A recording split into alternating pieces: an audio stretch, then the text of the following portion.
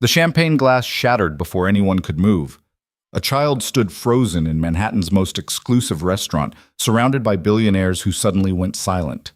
Security advanced. Whispers erupted. How did she get past the guards? Whose daughter was this? But then a quiet voice cut through the chaos. She's with me. And the room held its breath. What happened next would shake the foundation of New York's elite world and prove that sometimes the smallest gesture of gratitude can topple empires built on indifference. Stay until the end. Hit that like button.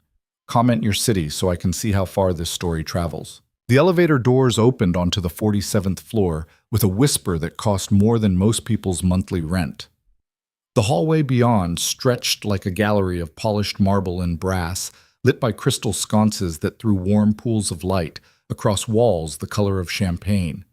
At the end of that hallway stood double doors of dark mahogany, guarded by two men in suits cut so precisely they might as well have been wearing armor. Behind those doors lay Aurelius, a restaurant that didn't advertise, didn't take reservations from strangers, and certainly didn't welcome walk-ins.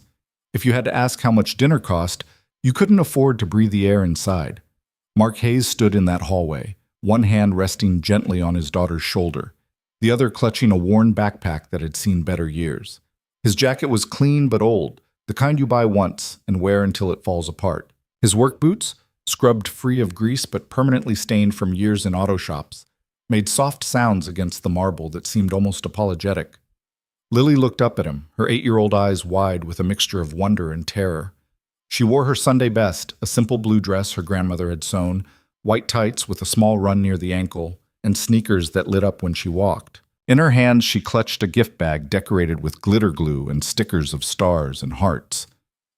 "Daddy," she whispered, her voice trembling. "Maybe we should just mail it." Mark knelt down, bringing himself to her eye level. Up close, you could see the weight he carried, not in his posture, which remained straight and proud, but in the fine lines around his eyes, the calluses on his hands, the quiet exhaustion of a man who worked 2 jobs and still barely kept the lights on. "Lily," he said softly, "do you remember what we talked about?" She nodded, her dark curls bouncing. "That it's important to say thank you in person." "That's right. And you wanted to do this, remember? You insisted." "I know, but..." She glanced past him toward the guards, who were watching them with the kind of attention usually reserved for potential threats. "What if they don't let us in? Then we'll leave the gift with them and go home. But we'll have tried. That's what matters." He stood, took her hand, and they walked toward the doors together. The guards moved to intercept before they were halfway there. The taller one, a man built like a refrigerator with a jawline that could cut glass, held up one massive hand. "Can I help you?" His tone suggested he very much could not and would not. Mark met his gaze without flinching. "We're here to see Evelyn Sterling, just for a moment." The guard's expression didn't change. "Ms. Sterling is hosting a private dinner. No guests beyond the approved list." "I understand. We're not looking to join the dinner. My daughter just has something she'd like to give her. 2 minutes, that's all." "Not possible." The guard's hand moved subtly toward the radio clipped to his belt. "You'll need to leave. Now." Lily's grip on Mark's hand tightened. He felt her start to pull back, ready to retreat, and something in his chest tightened with it. He'd brought her here because she'd begged him, because she'd spent 3 weeks making that card and that ceramic star in art class, because she understood something about gratitude that the world had tried to beat out of him years ago. He wasn't going to let her learn that lesson. Not yet. Not like this. "Please," Mark said, and there was no desperation in his voice, just simple honesty. "My daughter's school was going to close. Ms. Sterling's foundation kept it open. Lily wanted to say thank you. She's 8 years old, and she believes that when someone does something good, you look them in the eye and tell them it mattered. I'm not going to teach her that's wrong." The second guard, younger but no less imposing, leaned toward his partner. They exchanged a look that spoke volumes, years of dealing with gatecrashers and stalkers, and people who thought money or tears or anger would get them past security. But something in Mark's quiet dignity gave them pause. "Wait here," the tall guard finally said. He pressed his radio. "Control, this is North Door. I've got a situation. Requesting supervisor." Inside Aurelius, the evening was unfolding exactly as designed. 23 people sat around a table so long it required 3 different servers to navigate its length. The table itself was a masterpiece, polished walnut inlaid with brass in geometric patterns that caught the light from chandeliers hanging overhead like clusters of frozen stars. Each place setting represented more money than Mark Hayes made in a month. Plates of bone china so thin you could see candlelight through them, crystal glasses arranged in perfect formation, silverware that had been polished until it gleamed like moonlight. The guests matched their surroundings. Designer gowns and tailored tuxedos, jewelry that could fund small countries, watches that cost more than cars. They spoke in the particular cadence of people who'd never had to worry about money, not loudly, but with absolute confidence that whatever they said mattered. At the head of the table sat Evelyn Sterling. At 32, she'd already built and sold 2 companies, sat on the boards of 5 Fortune 500 corporations, and controlled a foundation with assets in the billions. Forbes had called her the Ice Queen of Silicon Alley. The Wall Street Journal had run a profile titled The Woman Who Never Blinks. She'd appeared on the cover of Time at 29 with a headline that read simply, "The Future." She was beautiful in the way that expensive things are beautiful, perfectly maintained, flawlessly presented, untouchable. Her black dress probably cost more than a used car. Her dark hair was pulled back in a style that suggested effortless elegance, but had likely taken a professional an hour to achieve. Diamond earrings caught the light when she turned her head, which she did now to listen to the man beside her drone on about market corrections and cryptocurrency futures. Evelyn nodded at the appropriate moments, smiled when expected, and felt absolutely nothing. She'd learned years ago how to exist in rooms like this, how to project attention while her mind worked through problems these people would never understand.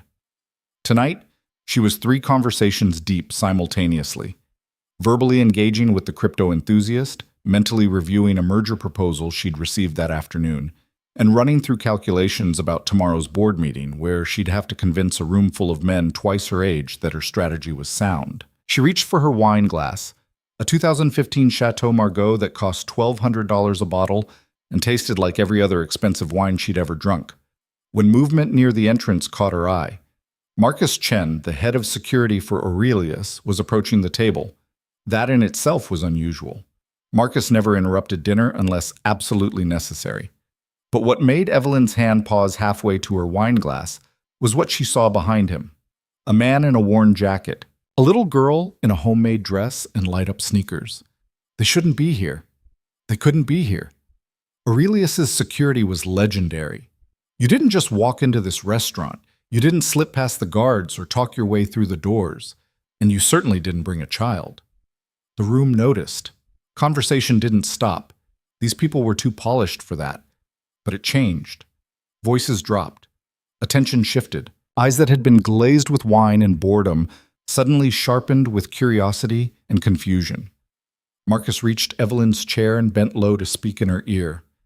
"Ms. Sterling, I apologize for the interruption. There's a man and his daughter at the entrance. He claims the child has something for you. I was about to have them escorted out, but..." He hesitated, which was so unlike Marcus that Evelyn actually looked up at him. "I thought you should be made aware." A man and his daughter," Evelyn repeated, her voice flat. "Here, at Aurelius." "Yes, ma'am." "And you brought them inside instead of handling it at the door because..." Marcus's jaw tightened almost imperceptibly. Something about them seemed legitimate. The man, Mark Hayes, he said his name was, he's not trying to sell anything, not asking for money. His daughter has a gift. She wants to thank you for something your foundation did. He's insistent it needs to be delivered in person. Evelyn set down her wine glass with careful precision. Around the table, people were starting to notice the disruption. Jennifer Hartwell, a real estate mogul who'd made billions buying up Brooklyn, leaned forward with predatory interest. "Problem, Evelyn?" "Nothing I can't handle." Evelyn stood, her movements controlled and graceful. "If you'll excuse me for just a moment." She followed Marcus toward the entrance, very aware of the eyes tracking her movement. Behind her, conversation sparked again, speculation and gossip spreading like wildfire among people who lived for scandal.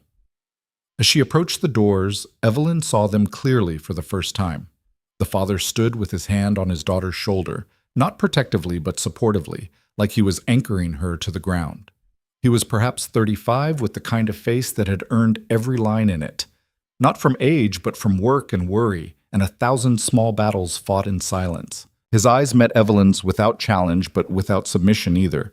Just steady, present. The girl was small for 8, with huge dark eyes and curls that looked like they'd been carefully brushed, but had already started to escape their clips. She held a gift bag against her chest like a shield, and when she saw Evelyn approaching, she pressed even closer to her father. Evelyn stopped 3 feet away, very conscious of the differences between them.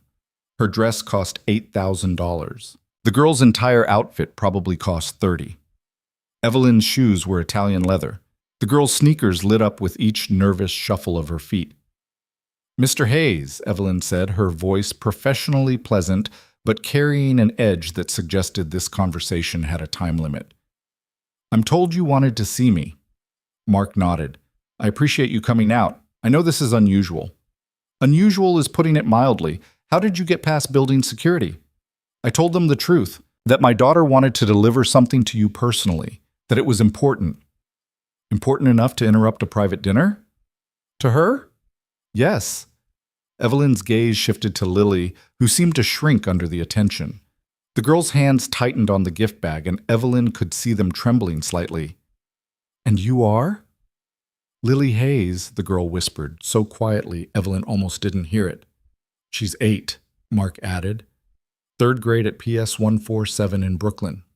PS 147. The name triggered something in Evelyn's memory, a file she'd reviewed months ago, one of dozens her foundation had processed. A school on the verge of closure, underfunded, overcrowded, located in a neighborhood that was gentrifying slowly enough that the kids still there were the ones who couldn't afford to leave. "I see," Evelyn said, though she didn't, not really. "And you've come all the way to Manhattan because—" Lily looked up at her father. Mark gave her shoulder a gentle squeeze. "Go ahead.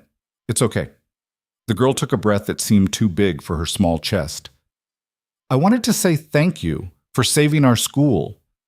The words hung in the air. Behind Evelyn, she could feel the presence of her dinner guests, some of whom had moved closer to watch this peculiar scene unfold. She could imagine what they saw. A billionaire in designer clothes being approached by what appeared to be poverty tourism, a staged photo op, maybe a scam. But Evelyn had built her fortune by reading people. And what she saw in Lily Hayes' eyes wasn't calculation or performance. It was pure, terrifying sincerity. "Your foundation gave money to keep PS 147 open," Lily continued, her voice gaining a little strength. "They were going to close us because they didn't have enough money for teachers and books. But you helped. And now I still have my school and my friends, and Miss Rodriguez, who teaches science and makes it so cool." She thrust the gift bag forward, holding it out with both hands like an offering. "I made this for you, to say thank you." Evelyn looked down at the bag. It was decorated with so much glitter glue it sparkled under the restaurant's expensive lighting. Stickers of rainbows and unicorns crowded every available space. A hand-drawn picture on the front showed what appeared to be a building with a flag and stick figures holding hands around it. For a moment, Evelyn didn't move. Couldn't move. She donated to PS 147 as part of a broader education initiative her foundation had launched. 50 schools in 20 cities, carefully selected for maximum impact and positive publicity. She'd signed the approval form during a conference call while also reviewing quarterly reports. The whole decision had taken maybe 90 seconds of her actual attention. She couldn't remember a single detail about the school itself, couldn't remember the principal's name or the number of students or anything beyond the line item in a budget spreadsheet. But this child remembered. This child had traveled across the city to say thank you for something Evelyn had barely noticed doing. "Take it," someone murmured behind her. Jennifer Hartwell, probably, enjoying the spectacle. Evelyn reached out and took the bag. It weighed almost nothing. "Thank you," she said, and was surprised to hear her own voice sound almost normal. "That's very thoughtful." Lily beamed, a smile so bright and genuine it seemed to light up the dim entrance. "I made the card myself, and the star. We did ceramics in art class, and Mrs. Chen said we could make whatever we wanted, so I made you a star because you're like a star to us. You helped us when nobody else would." Something cold and uncomfortable twisted in Evelyn's chest. She looked at Mark, who was watching his daughter with such obvious pride and love, it was almost painful to witness. You didn't have to do this, Evelyn said. No, Mark agreed. We didn't, but Lily wanted to, and I thought— He paused, choosing his words carefully.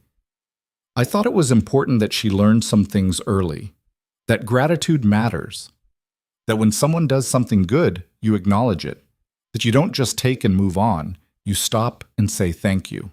But the words weren't accusatory, but they landed like accusations anyway. How many donations had Evelyn's foundation made? How many lives had her money touched? And how many times had she actually stopped to see the faces behind the numbers? Well, Evelyn said, her professional mask sliding back into place, I appreciate you coming all this way. It was very sweet. If you'd like to leave your contact information with security, I'll have my assistant send a thank you note. Can I hug you? The question came so suddenly, so innocently, that Evelyn actually took a step back. Lily was looking up at her with those enormous eyes, the question written across her entire face. Not demanding, not entitled, just hoping. Behind Evelyn, someone laughed. Not cruelly, but with the kind of amusement rich people feel when confronted with something charmingly absurd. Sweetheart, Mark said gently, Ms. Sterling is very busy. It's okay if you don't want to, Lily said quickly.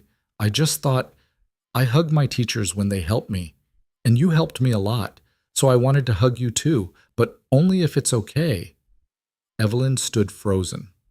In the past decade, she'd navigated hostile boardrooms, stared down investors who'd tried to force her out of her own company, negotiated deals worth hundreds of millions of dollars. She'd learned to control every reaction, manage every emotion, present exactly the image she wanted the world to see. But nobody had prepared her for this. A child, asking for a hug, because Evelyn had done something good. Ms. Sterling, Marcus's voice quiet and professional, would you like me to escort them out?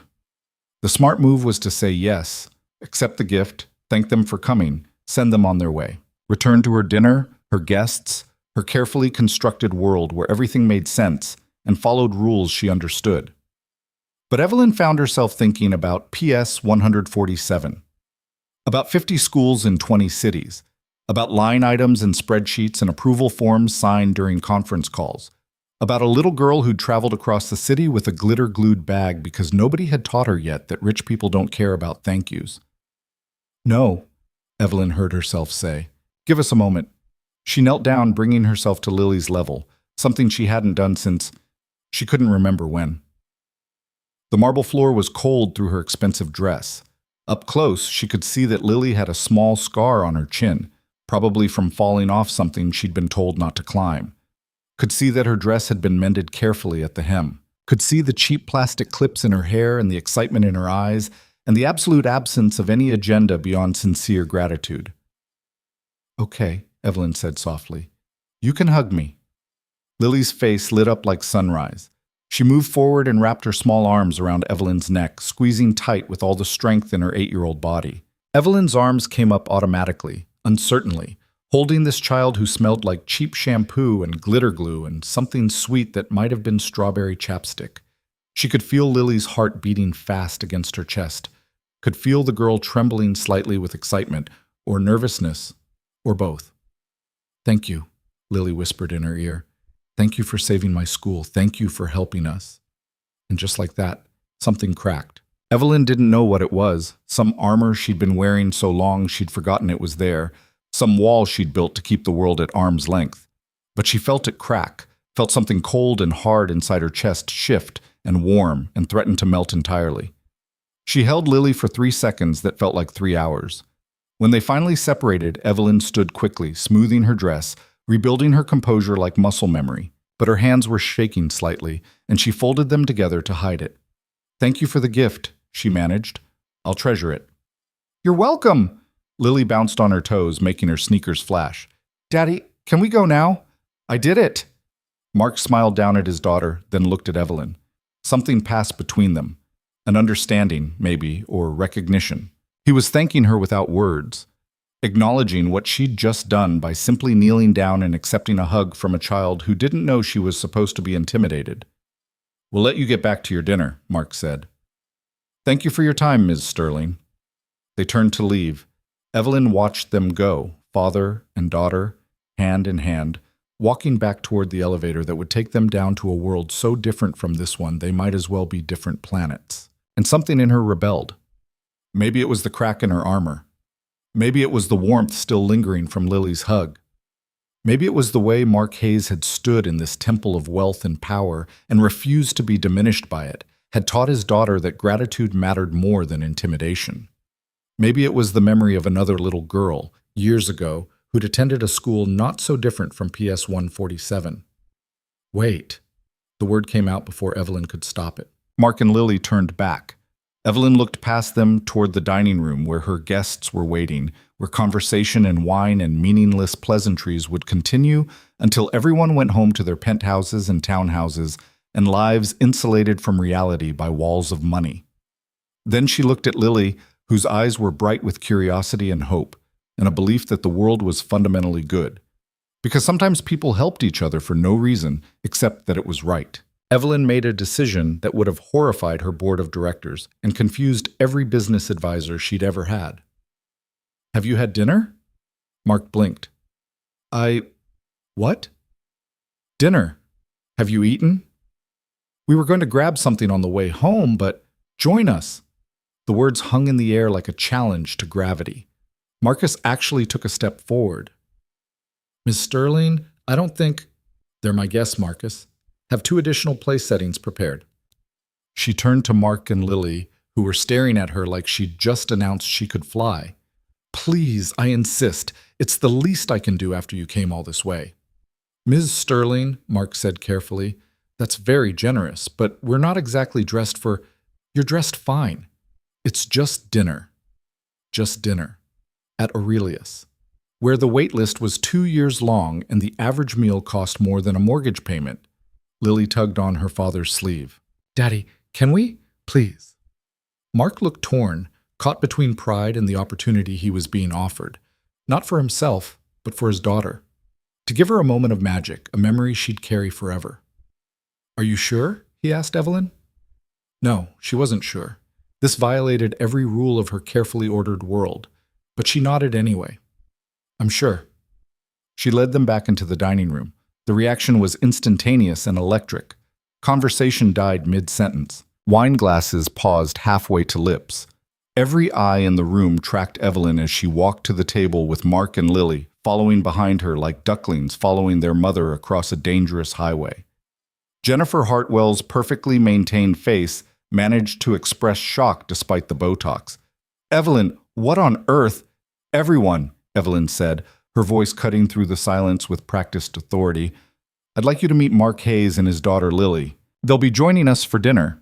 She gestured to 2 empty chairs that hadn't existed 60 seconds ago, but now materialized as servers moved with practiced efficiency, expanding the table settings, adding plates and glasses and silverware with such speed and precision it was almost magical.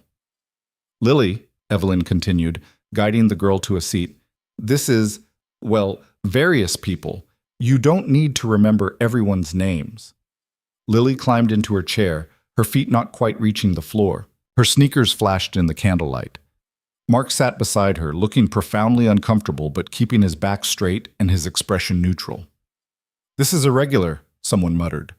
Charles Pemberton, probably, a hedge fund manager who'd made his fortune shorting companies into bankruptcy.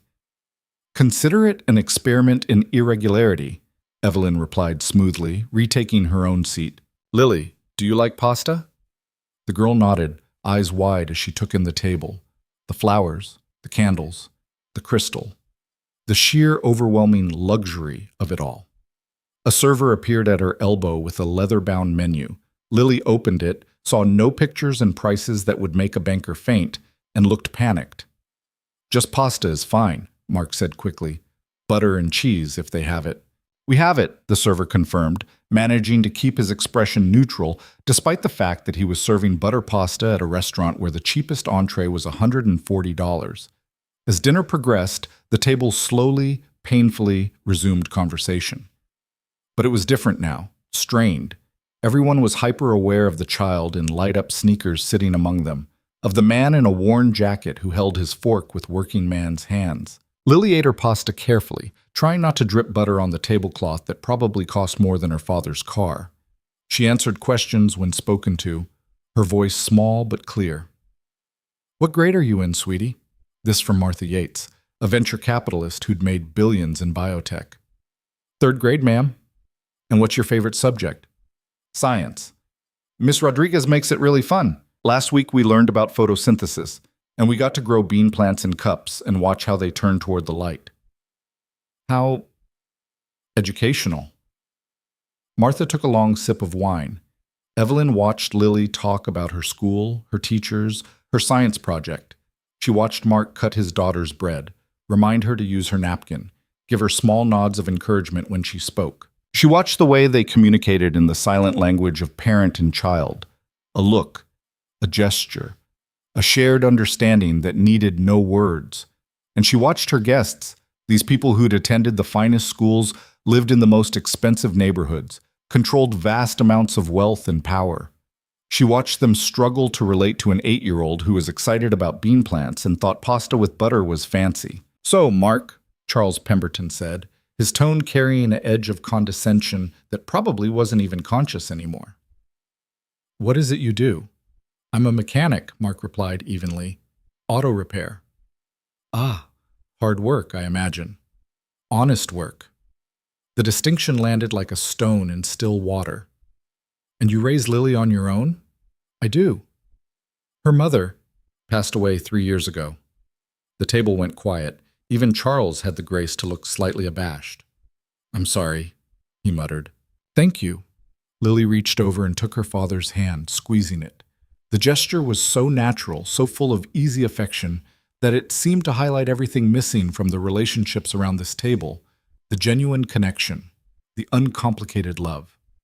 Evelyn felt that crack in her chest widen. "Lily," she heard herself say, "tell me about your school. What makes it special?" The girl's face lit up. "Oh, well, we have the best teachers.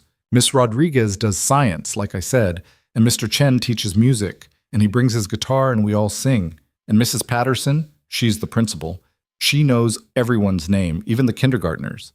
And we have a garden in the back where we grow vegetables. And in the spring we get to plant seeds and watch them grow, and then we donate the vegetables to the food bank so people who don't have enough food can eat healthy." She said it all in one breathless rush, her enthusiasm so genuine and infectious that even the most jaded faces around the table softened slightly. "Sounds wonderful," Evelyn said. "It is. That's why I was so scared when they said it might close. We were all scared. Some of my friends started crying because they thought we'd have to go to different schools and we wouldn't see each other anymore. But then Mrs. Patterson called an assembly and said someone had donated money to keep us open, and everyone cheered so loud I thought the ceiling would fall down."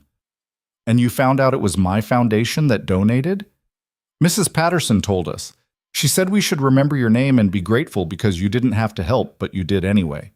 Evelyn felt dozens of eyes on her now, evaluating, judging. Some of her guests probably thought this was all staged, a publicity stunt, a manufactured moment designed to boost her image. Others were likely wondering if she'd lost her mind, inviting random people off the street to dine at Aurelius. But looking at Lily's face, at the pure, uncomplicated joy in her expression, Evelyn couldn't bring herself to care what they thought. "Tell me something," she said. "What do you want to be when you grow up?" Lily didn't hesitate. "A teacher? Like Miss Rodriguez, so I can help other kids learn science and show them how cool the world is." "That's a wonderful goal.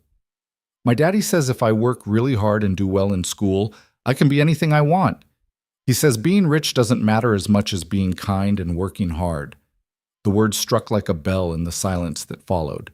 Here, at this table, where the combined wealth could fund small nations, where success was measured in zeros at the end of bank accounts, where kindness was something you showed for tax purposes and cameras. A little girl in light-up sneakers was explaining that none of it mattered as much as being kind. The irony was so sharp it could draw blood. Jennifer Hartwell laughed, but it sounded forced. "Well, that's certainly idealistic." "It's true," Lily said, with the absolute certainty only children possess. "My daddy is the best person I know, and he's not rich, but he's kind. He helps people fix their cars even when they can't pay right away. and he volunteers at the community center on weekends. And he always makes sure I eat, even if he's not hungry. Mark's jaw tightened. Lily, it's true, Daddy, you do. The table was silent again, but this time the silence felt different, heavier. Like everyone was suddenly confronted with something they'd successfully avoided thinking about for years, the reality beyond their bubble, the people they drove past without seeing, the lives they affected without considering. Evelyn looked down at the gift bag still sitting beside her plate. She'd set it there when they'd sat down, intending to open it later, in private. But now she reached for it, pulled out the card first. It was made from construction paper, folded in half, covered in so much glitter it left sparkles on her fingers. On the front, Lily had drawn a picture of a building with windows and a flag, PS 147, presumably. Around it, stick figures held hands in a circle. Above it all, drawn in careful crayon. Thank you. Evelyn opened the card. Inside, in wobbly third-grade handwriting, Dear Ms. Sterling, thank you for saving our school. You are a hero. When I grow up, I want to help people like you do. Thank you for being so nice and caring about kids you never met. You made everyone happy. Love, Lily Hayes. Below the message, Lily had drawn more stick figures, all smiling, all holding hands, a child's vision of community and connection and gratitude. Evelyn's throat tightened. She reached back into the bag and pulled out the ceramic star. It was painted gold, with glitter embedded in the glaze, slightly lopsided but crafted with obvious care. On the back, scratched into the clay before it had been fired. For Ms. Sterling, our star. I made it in art class, Lily said, watching Evelyn's face anxiously. Mrs. Chen said we could make anything, so I made a star because stars are bright and beautiful and help people find their way when it's dark. And that's what you did for us. Evelyn held the star in her hand, feeling its weight, its imperfection, its absolute sincerity. When was the last time someone had made her something? Not bought her something expensive, not given her jewelry or wine or designer accessories, but actually made something with their own hands because they wanted to express gratitude? She couldn't remember. Maybe never. It's beautiful, she managed, and was horrified to hear her voice crack slightly. Thank you, Lily. I'll keep it somewhere special. Really? The girl's face lit up with such pure happiness it was almost painful to witness. Really? Around the table, the atmosphere had shifted again. Some of the guests looked uncomfortable, others thoughtful. A few seemed annoyed that their expensive evening had been hijacked by sentiment and sincerity. But Evelyn didn't care anymore. She'd spent years building walls, creating distance, protecting herself from anything that might make her vulnerable or weak. She'd learned to see the world through spreadsheets and profit margins, to value efficiency over emotion, results over relationships. And in the space of 30 minutes, an 8-year-old girl with a glitter-glued card had reminded her of something she'd buried so deep she'd almost forgotten it existed. That money wasn't the point. That success without purpose was just accumulation. That somewhere along the way to building her empire, she'd lost sight of why she'd started building it in the first place. The rest of dinner passed in a strange blur.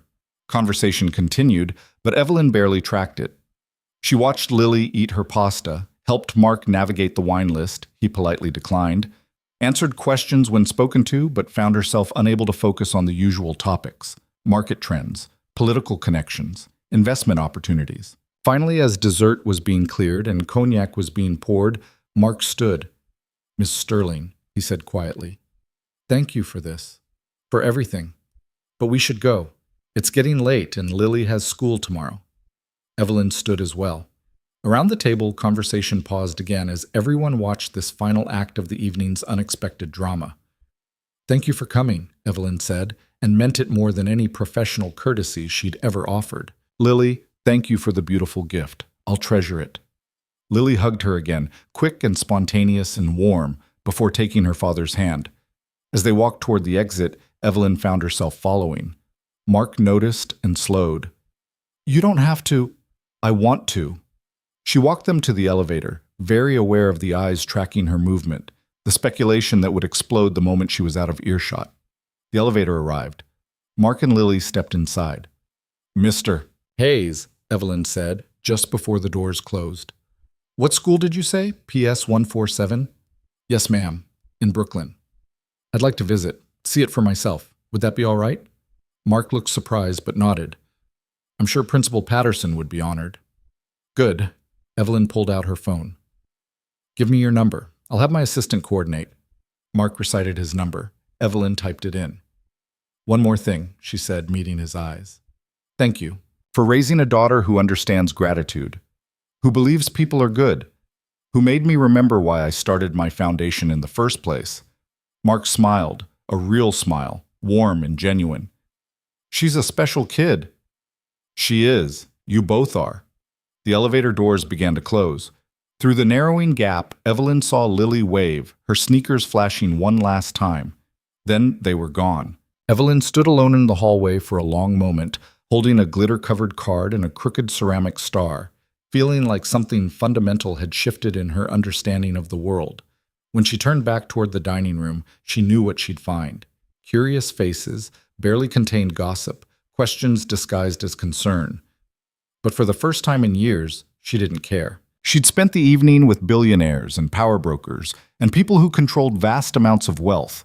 And the most important conversation she'd had was with an 8-year-old girl who thought stars could guide you through darkness. Maybe, Evelyn thought as she walked back to her seat, maybe they could. The car service Evelyn had insisted on sending pulled away from the curb outside Mark's apartment building in Brooklyn, leaving father and daughter standing on a sidewalk that suddenly felt very real after the dreamlike atmosphere of Aurelius. The building behind them was old but well-maintained, the kind of place where neighbors knew each other's names and looked out for each other's kids. Lily was asleep before they reached the third-floor walk-up, her head heavy against Mark's shoulder, one hand still clutching the napkin she'd folded into her pocket. Soft linen with the restaurant's monogram embroidered in gold thread. A souvenir from a world she'd probably never see again. Mark carried her inside their small 2-bedroom apartment, past the thrift store couch and the kitchen table he'd built himself from reclaimed wood. He tucked her into bed, still wearing her dress, pulled the blanket up to her chin, and stood for a moment watching her sleep. She'd been so brave tonight, so impossibly, heartbreakingly brave. He thought about Evelyn Sterling kneeling on that marble floor, accepting a hug from a child who didn't know she was supposed to be intimidated. Thought about the crack he'd seen in that carefully maintained facade, the brief flash of something raw and human beneath all that polish and power. Mark had learned long ago to read people. You had to, when you worked with your hands and survived on tips and goodwill and the hope that customers would come back. He'd seen something in Evelyn's eyes when she'd held that ceramic star. Recognition, maybe. Or remembrance. Like she'd suddenly recalled a version of herself she'd packed away years ago and forgotten about. He turned off Lily's light and headed to his own room, but sleep didn't come easily. He kept thinking about the offer Evelyn had made just before the elevator doors closed. I'd like to visit, see it for myself. People like Evelyn Sterling didn't visit schools in Brooklyn. They donated from a distance, signed checks at charity galas, had their assistants send polite acknowledgement letters. They didn't show up in person. But something told Mark she'd meant it. Across the city, in a penthouse that occupied the entire top floor of a building overlooking Central Park, Evelyn stood at floor-to-ceiling windows and looked out at Manhattan spread beneath her like a circuit board of light and shadow. She still held the ceramic star. She'd placed it on her desk when she'd first come home, intending to file it away somewhere appropriate. A drawer maybe, or a shelf in her office, where she kept other tokens from philanthropic events. Plaques and awards and crystal paperweights engraved with grateful sentiments from organizations she'd funded. But she kept picking it back up, feeling its weight, running her thumb over the rough glaze and the wobbly letters scratched into the back. For Mrs. Sterling, our star. Behind her, the apartment was silent except for the soft hum of climate control and the distant sound of traffic 47 floors below. 1,600 square feet of meticulously designed living space, all clean lines and expensive minimalism, every surface chosen by an interior designer who charged $500 an hour. It was beautiful, immaculate, cold. Evelyn had lived here for 3 years and could count on one hand the number of times she'd had actual guests. Business associates, sometimes. Her assistant, occasionally, to drop off documents. But friends? Family? She didn't have time for friends. And family? That was complicated. She set the star down on the coffee table, sleek glass and chrome, probably worth more than Mark Hayes made in 6 months. and opened the card again. Thank you for being so nice and caring about kids you never met. The words hit harder the second time. When was the last time someone had called her nice? Kind? The business press used words like brilliant, ruthless, visionary, demanding. Her competitors called her calculating. Her board members called her aggressive. Her employees called her, well, she didn't want to know what her employees called her behind closed doors. But nice? That word belonged to a different version of Evelyn Sterling, a girl who'd grown up in a neighborhood not so different from where Mark and Lily lived now, who'd attended a public school that was always one budget cut away from falling apart, who'd worn hand-me-down clothes and brought lunch in a paper bag, and learned early that the world wasn't fair, but you could make it better if you worked hard enough and never, ever let them see you break. She'd built her empire on that foundation, the hunger of someone who knew what it meant to have nothing, the determination of someone who'd promised herself she'd never be powerless again. But somewhere along the way, she'd forgotten the second part of that promise, the part about making the world better. She'd made herself better, richer, more powerful, more untouchable. But the world? She looked at the card again, at Lily's careful crayon drawing of stick figures holding hands around a school. You made everyone happy. Evelyn picked up her phone, scrolled through her contacts, found her assistant's number. Rebecca would still be awake. She was always awake, always available, living in that same state of perpetual readiness that Evelyn demanded from everyone in her orbit. The phone rang twice. Ms. Sterling, Rebecca's voice carried the slight edge of concern that came from receiving a call at 11 p.m. Is everything all right? I need you to clear my schedule for tomorrow afternoon. Tomorrow? But you have the quarterly board meeting at 2. Cancel it. Silence. Rebecca had worked for Evelyn for 4 years and could probably count on one hand the number of times her boss had canceled a board meeting. May I ask why? I'm visiting a school, PS 147 in Brooklyn. I need you to coordinate with the principal. She pulled up Mark's contact, read off the number. Call this number in the morning. Mark Hayes. He'll connect you with the school administration. Let them know I'll be there at 2 p.m. and I'd like a tour. A school visit. Rebecca's tone was carefully neutral, but Evelyn could hear the confusion beneath it. Should I arrange for a photographer, press coverage? This could be excellent publicity for the foundation. No press, no photographers, just me. Ms. Sterling, with all due respect, if you're going to take time away from the board meeting, we should maximize the PR value. Rebecca! Evelyn's voice carried that edge that made junior executives straighten in their chairs. No press. This isn't a photo op. I want to see the school. That's all. Another pause.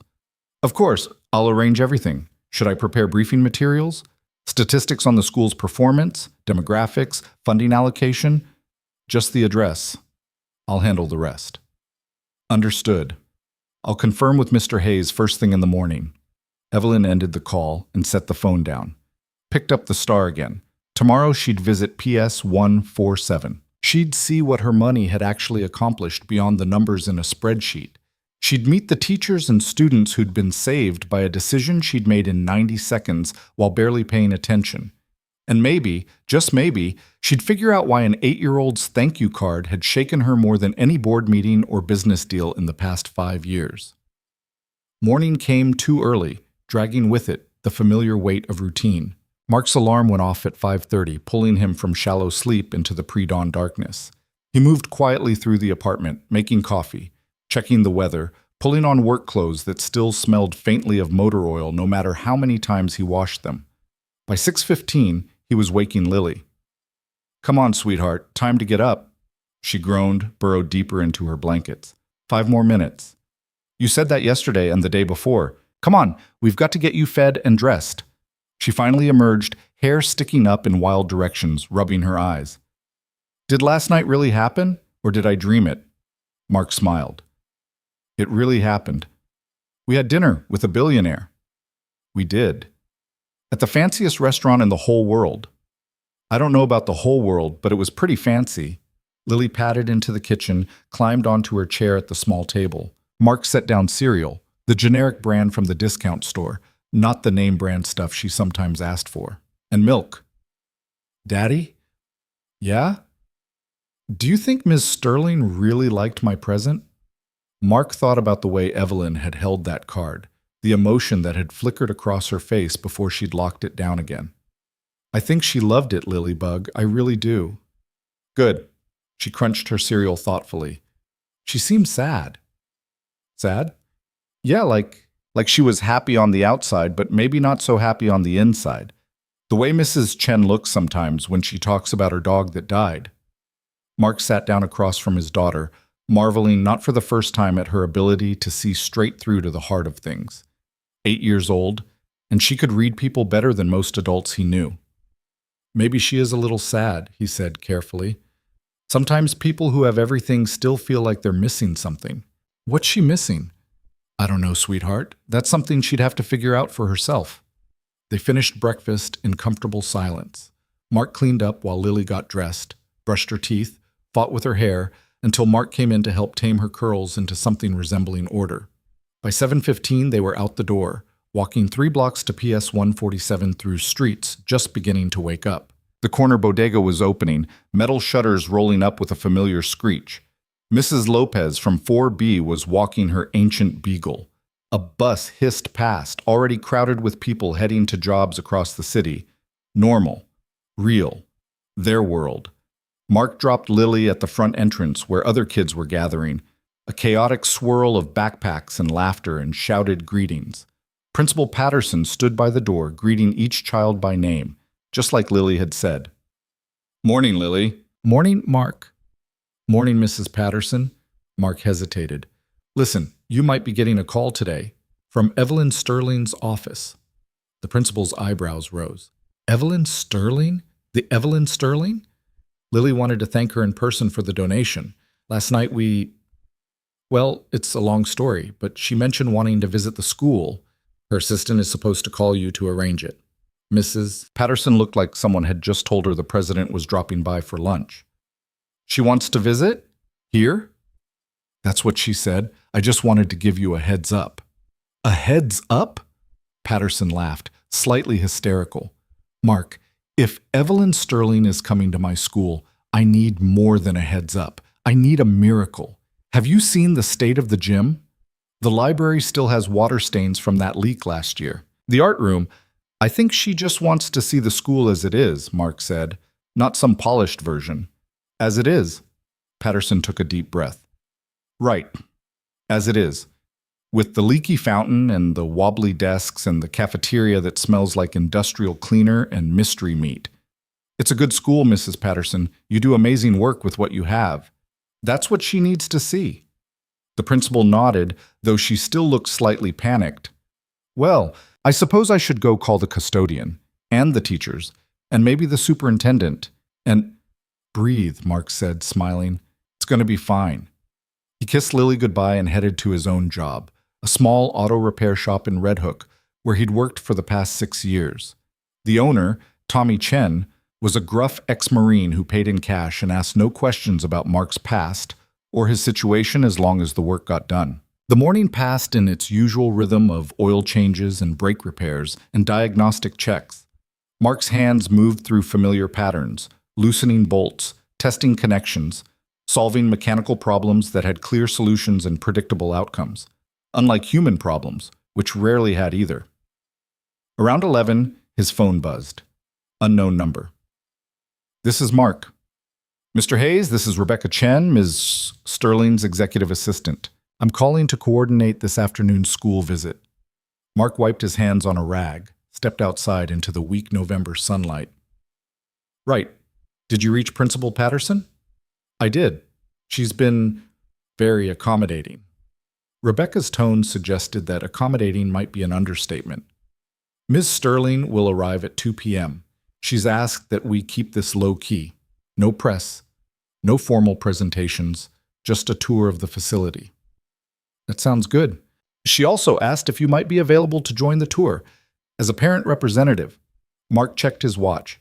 He'd have to leave work early, which meant losing half a day's pay. But something in Evelyn's request, the fact that she'd asked for him specifically, made it hard to say no. I can be there. Excellent. 2 p.m. at the main entrance. Thank you, Mr. Hayes.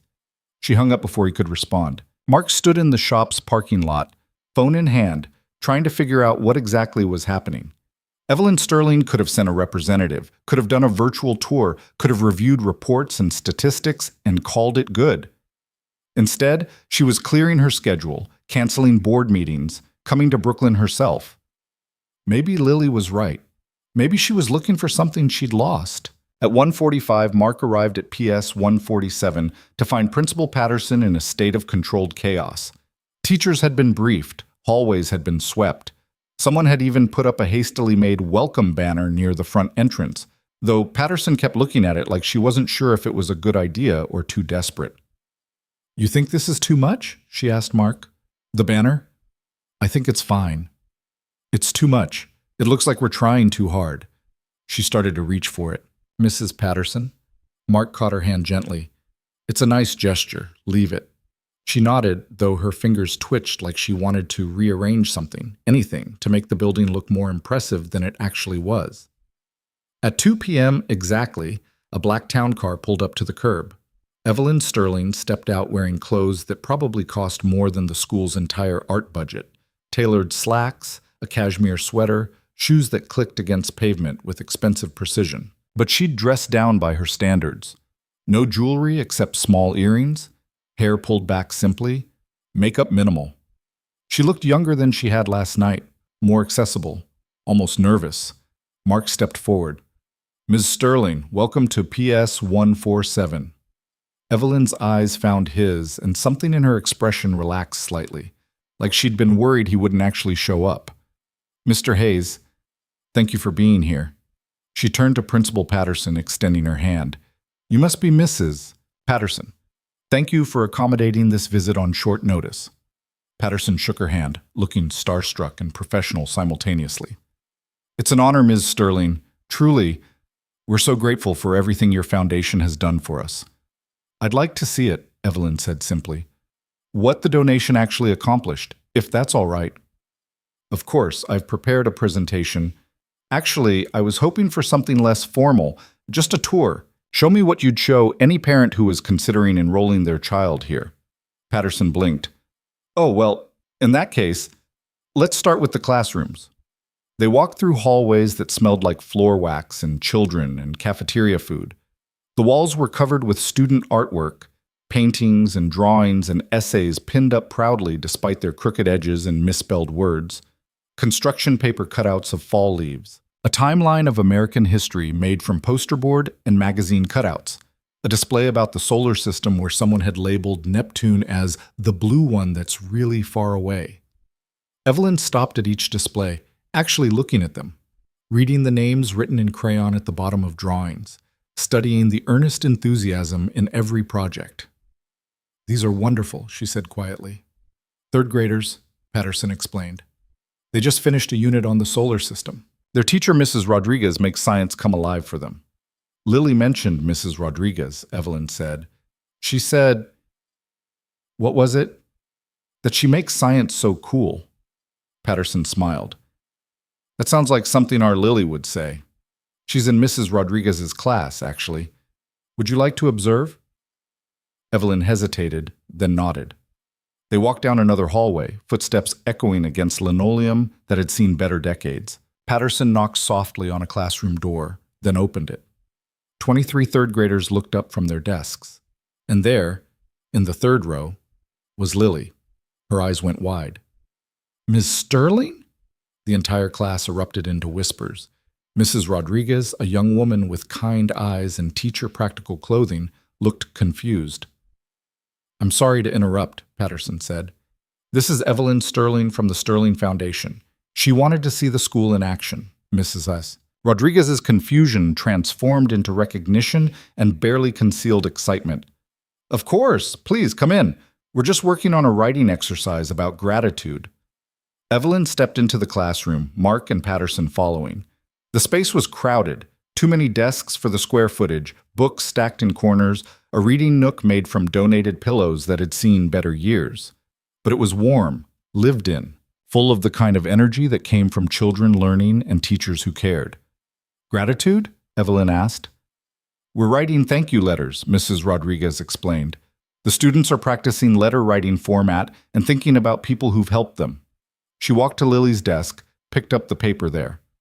Lily's writing hers to you, actually. Evelyn took the paper, hands careful as if it might dissolve. In Lily's careful handwriting, Dear Ms. Sterling, thank you for saving our school. Because of you, I still get to learn science with Mrs. Rodriguez and eat lunch with my friends and play on the playground. You are very nice, and I hope you are happy. If you ever want to visit our class, you can. We would like to meet you. Your friend Lily Hayes. P.S. Thank you for having dinner with me and my dad. It was the best night ever. Evelyn read it twice, then looked up at Lily, who was watching her with those enormous, hopeful eyes. May I say something to the class? Evelyn asked Mrs. Rodriguez. Of course. Evelyn turned to face 23 third graders who were now completely silent, riveted by this unexpected visitor in expensive clothes who looked like she'd stepped out of a magazine.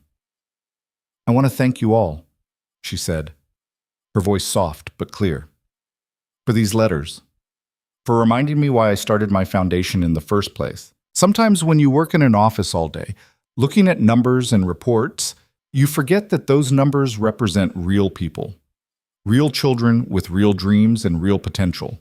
She held up Lily's letter.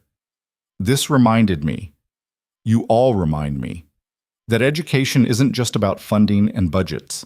It's about giving kids the chance to learn and grow and become whoever they want to be. A boy in the front row raised his hand. Are you really a billionaire? Marcus, Miss Rodriguez looked mortified, but Evelyn smiled. It's okay. Yes, I am. What's it like? Honestly, sometimes it's wonderful. Sometimes it's lonely. But using my resources to help schools like yours, that's the part that feels meaningful. Another hand shot up, a girl with braids and a gap-toothed smile. Do you have any kids? No, I don't. Do you want kids? I'm not sure. Evelyn looked thoughtful. I've been very focused on my work, but being here, meeting all of you, makes me think about it differently. The questions kept coming, innocent and direct, the way only children's questions could be. What's your favorite color? Do you have a dog? What do you eat for breakfast? Have you ever been to Disney World? Evelyn answered each one patiently, and Mark watched something extraordinary happen. The mask she wore so carefully in the business world, the cold precision, the untouchable authority, slowly melted away. She laughed at their jokes, made silly faces when a boy asked if she could cross her eyes, listened with genuine interest when a girl explained her elaborate theory about why purple was scientifically the best color. After 15 minutes, Mrs. Rodriguez gently intervened. All right, class, I think we should let Ms. Sterling continue her tour. What do we say? Thank you, Ms. Sterling, 23 voices in enthusiastic unison. Lily raised her hand. Can I hug you again? Evelyn didn't hesitate this time. Of course. Lily rushed forward, threw her arms around Evelyn's waist. Other children took this as permission, surging forward for their own hugs until Evelyn was surrounded by third graders, all trying to express gratitude the only way they knew how. When they finally released her, Evelyn's eyes were suspiciously bright. The tour continued. They saw the library with its outdated books, and the librarian who knew every child's reading level by heart. The music room where Mr. Chen taught guitar and voice with instruments he'd bought himself because the school couldn't afford them. The art room with its water-stained ceiling, and the teacher who still managed to coax masterpieces from construction paper and washable paint. They saw the cafeteria where lunch cost $2.50, but was free for kids whose families couldn't afford it. The playground with its vintage equipment and cracked asphalt that the custodian swept every morning before dawn. The tiny nurse's office where the nurse kept a secret stash of granola bars for kids who came to school hungry. At every stop, teachers and staff shared stories about the child who'd finally learned to read after 3 years of struggling, the girl who'd discovered a love for mathematics, the boy who'd been so angry and troubled but had found stability through music class. Every story was a life changed, a future altered, a possibility unlocked, and every single one existed because Evelyn's foundation had written a check she'd barely noticed signing. Finally, they ended up in Principal Patterson's small office, crowded with filing cabinets and a desk covered in papers and a coffee maker that looked like it had survived several wars. That's the tour, Patterson said, settling into her chair. That's PS 147. It's not fancy. It's not state-of-the-art, but it's ours, and we love it. Evelyn stood by the window, looking out at the playground where children were having recess. Running, laughing, playing games whose rules seemed to change by the minute. How many students? She asked quietly. 412. And before the donation you were going to close? Patterson nodded. The district didn't see the value in keeping us open. Too expensive to maintain. Too many kids from low-income families, which meant low test scores, which meant we weren't a priority. But you stayed open anyway. Because of your foundation, yes. The funding allowed us to hire 2 more teachers, fix the roof, update some of our textbooks. It gave us breathing room. Gave us a chance to prove we were worth saving. And did you? Prove it? Patterson smiled. Test scores are up 18%. Attendance has improved. We have a waiting list now. Families who want to send their kids here because they've heard good things. We're not just surviving anymore, Miss Sterling. We're thriving. Evelyn turned from the window. I want to expand the program. The words dropped into silence. Expand, Patterson repeated carefully. The foundation currently supports 50 schools across 20 cities.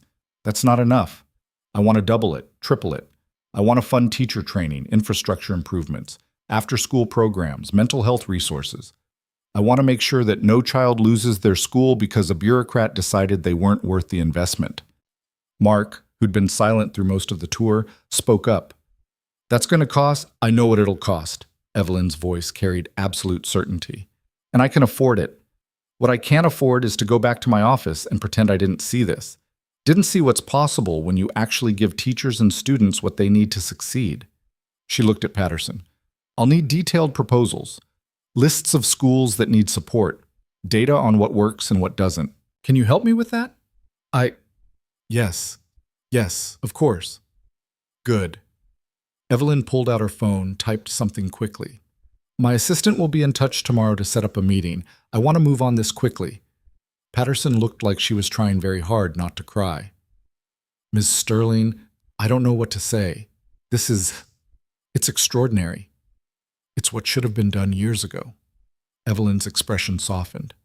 Thank you for showing me, for letting me see past the numbers to the actual impact. She turned to Mark. And thank you for bringing Lily last night, for insisting she deliver that thank you in person. If she'd just mailed it, I would have added it to a pile on my assistant's desk and never thought about it again.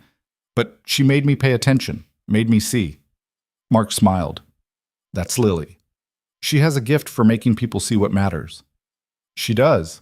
Evelyn checked her watch. I should go. I have calls to make. Plans to revise. A board of directors who are going to think I've lost my mind when I tell them I'm reallocating $100 million to education. Have you? Patterson asked. Lost your mind? Evelyn laughed, a real laugh, warm and genuine. Maybe. Or maybe I'm finally finding it again. She shook Patterson's hand, thanked her again, then walked out with Mark following. Outside, the town car was waiting, but Evelyn paused before getting in. Mr. Hayes, Mark, can I ask you something personal? Sure. How do you do it? Raise a child like Lily with such goodness intact. Such belief that the world can be kind? Mark considered the question. I don't shield her from hard things. She knows her mother is gone, knows we don't have much money, knows life isn't always fair. But I also show her that people can be good, that kindness matters, that gratitude and compassion aren't weaknesses, they're strengths. And you believe that? Even after everything you've been through? Especially after everything I've been through. He met her eyes. The world tried to make me bitter. After Sarah died, after the medical bills and the grief and trying to keep it together for Lily, I could have let it harden me. But then I'd be teaching my daughter that suffering makes you cruel, and I won't do that to her.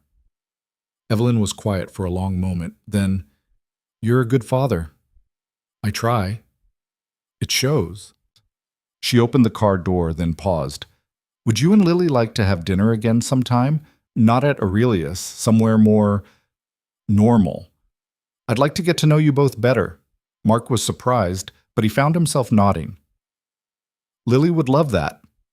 Good, I'll have Rebecca coordinate with you. She smiled, not the polished professional smile from last night, but something smaller and more real. Thank you, Mark. For everything. She got into the car and it pulled away, leaving Mark standing on the sidewalk outside a school that had just received a second chance from a billionaire who'd been given a second chance by an 8-year-old with a glitter-glued card. He pulled out his phone, called the shop to let them know he was on his way back. But first, he went inside to find Lily. She was still in Mrs. Rodriguez's class, but when he knocked, the teacher let her step into the hallway. "Did you see her, Daddy? Did you see Miss Sterling came to our school?" "I did, Lilybug. You made quite an impression on her. She was so nice to everyone, and she answered all our questions, even the silly ones, and she said she's going to help more schools like ours." "I know. You did that. Your thank you card started all of this." Lily looked up at him, her expression suddenly serious. "Do you think she's still sad, though?" Inside, Mark thought about the way Evelyn had stood at that window, watching children play. The catch in her voice when she'd talked about expanding the program. The careful way she'd held Lily's letter. "Maybe a little less sad than before," he said. "I think you helped her remember something important." "What?" "That money and success aren't the same as happiness. That sometimes the most valuable things can't be bought. They have to be given freely." Lily nodded solemnly, then hugged him tight. "I'm glad I made her happy, even if it's just a little bit." "Me too, sweetheart. Me too." He walked her back into class, waved goodbye, and headed back to work. But all afternoon, as his hands moved through familiar repairs, his mind kept returning to Evelyn Sterling's question. How do you raise a child with goodness intact? The answer, he thought, was simpler than people realized. You showed them goodness. You practiced it yourself, even when it was hard, even when the world gave you every reason to be cynical and cold. You taught them that kindness was strength, not weakness. And sometimes, if you were very lucky, that lesson spread farther than you ever imagined it could. The following morning, Evelyn woke before her alarm, unusual for someone whose life ran on precision scheduling. She'd been dreaming about classrooms filled with children, their faces bright with possibility, their voices calling out answers to questions she couldn't quite hear. When consciousness pulled her back to her penthouse bedroom with its custom blackout shades and 1,000 thread count sheets, she felt an unfamiliar sensation. Anticipation. She hadn't felt genuinely excited about work in months, maybe years. But today she had a mission that went beyond quarterly reports and shareholder meetings. Today she was going to dismantle her carefully constructed schedule and rebuild it around something that actually mattered. By 7 a.m., she was in her home office, still in pajamas.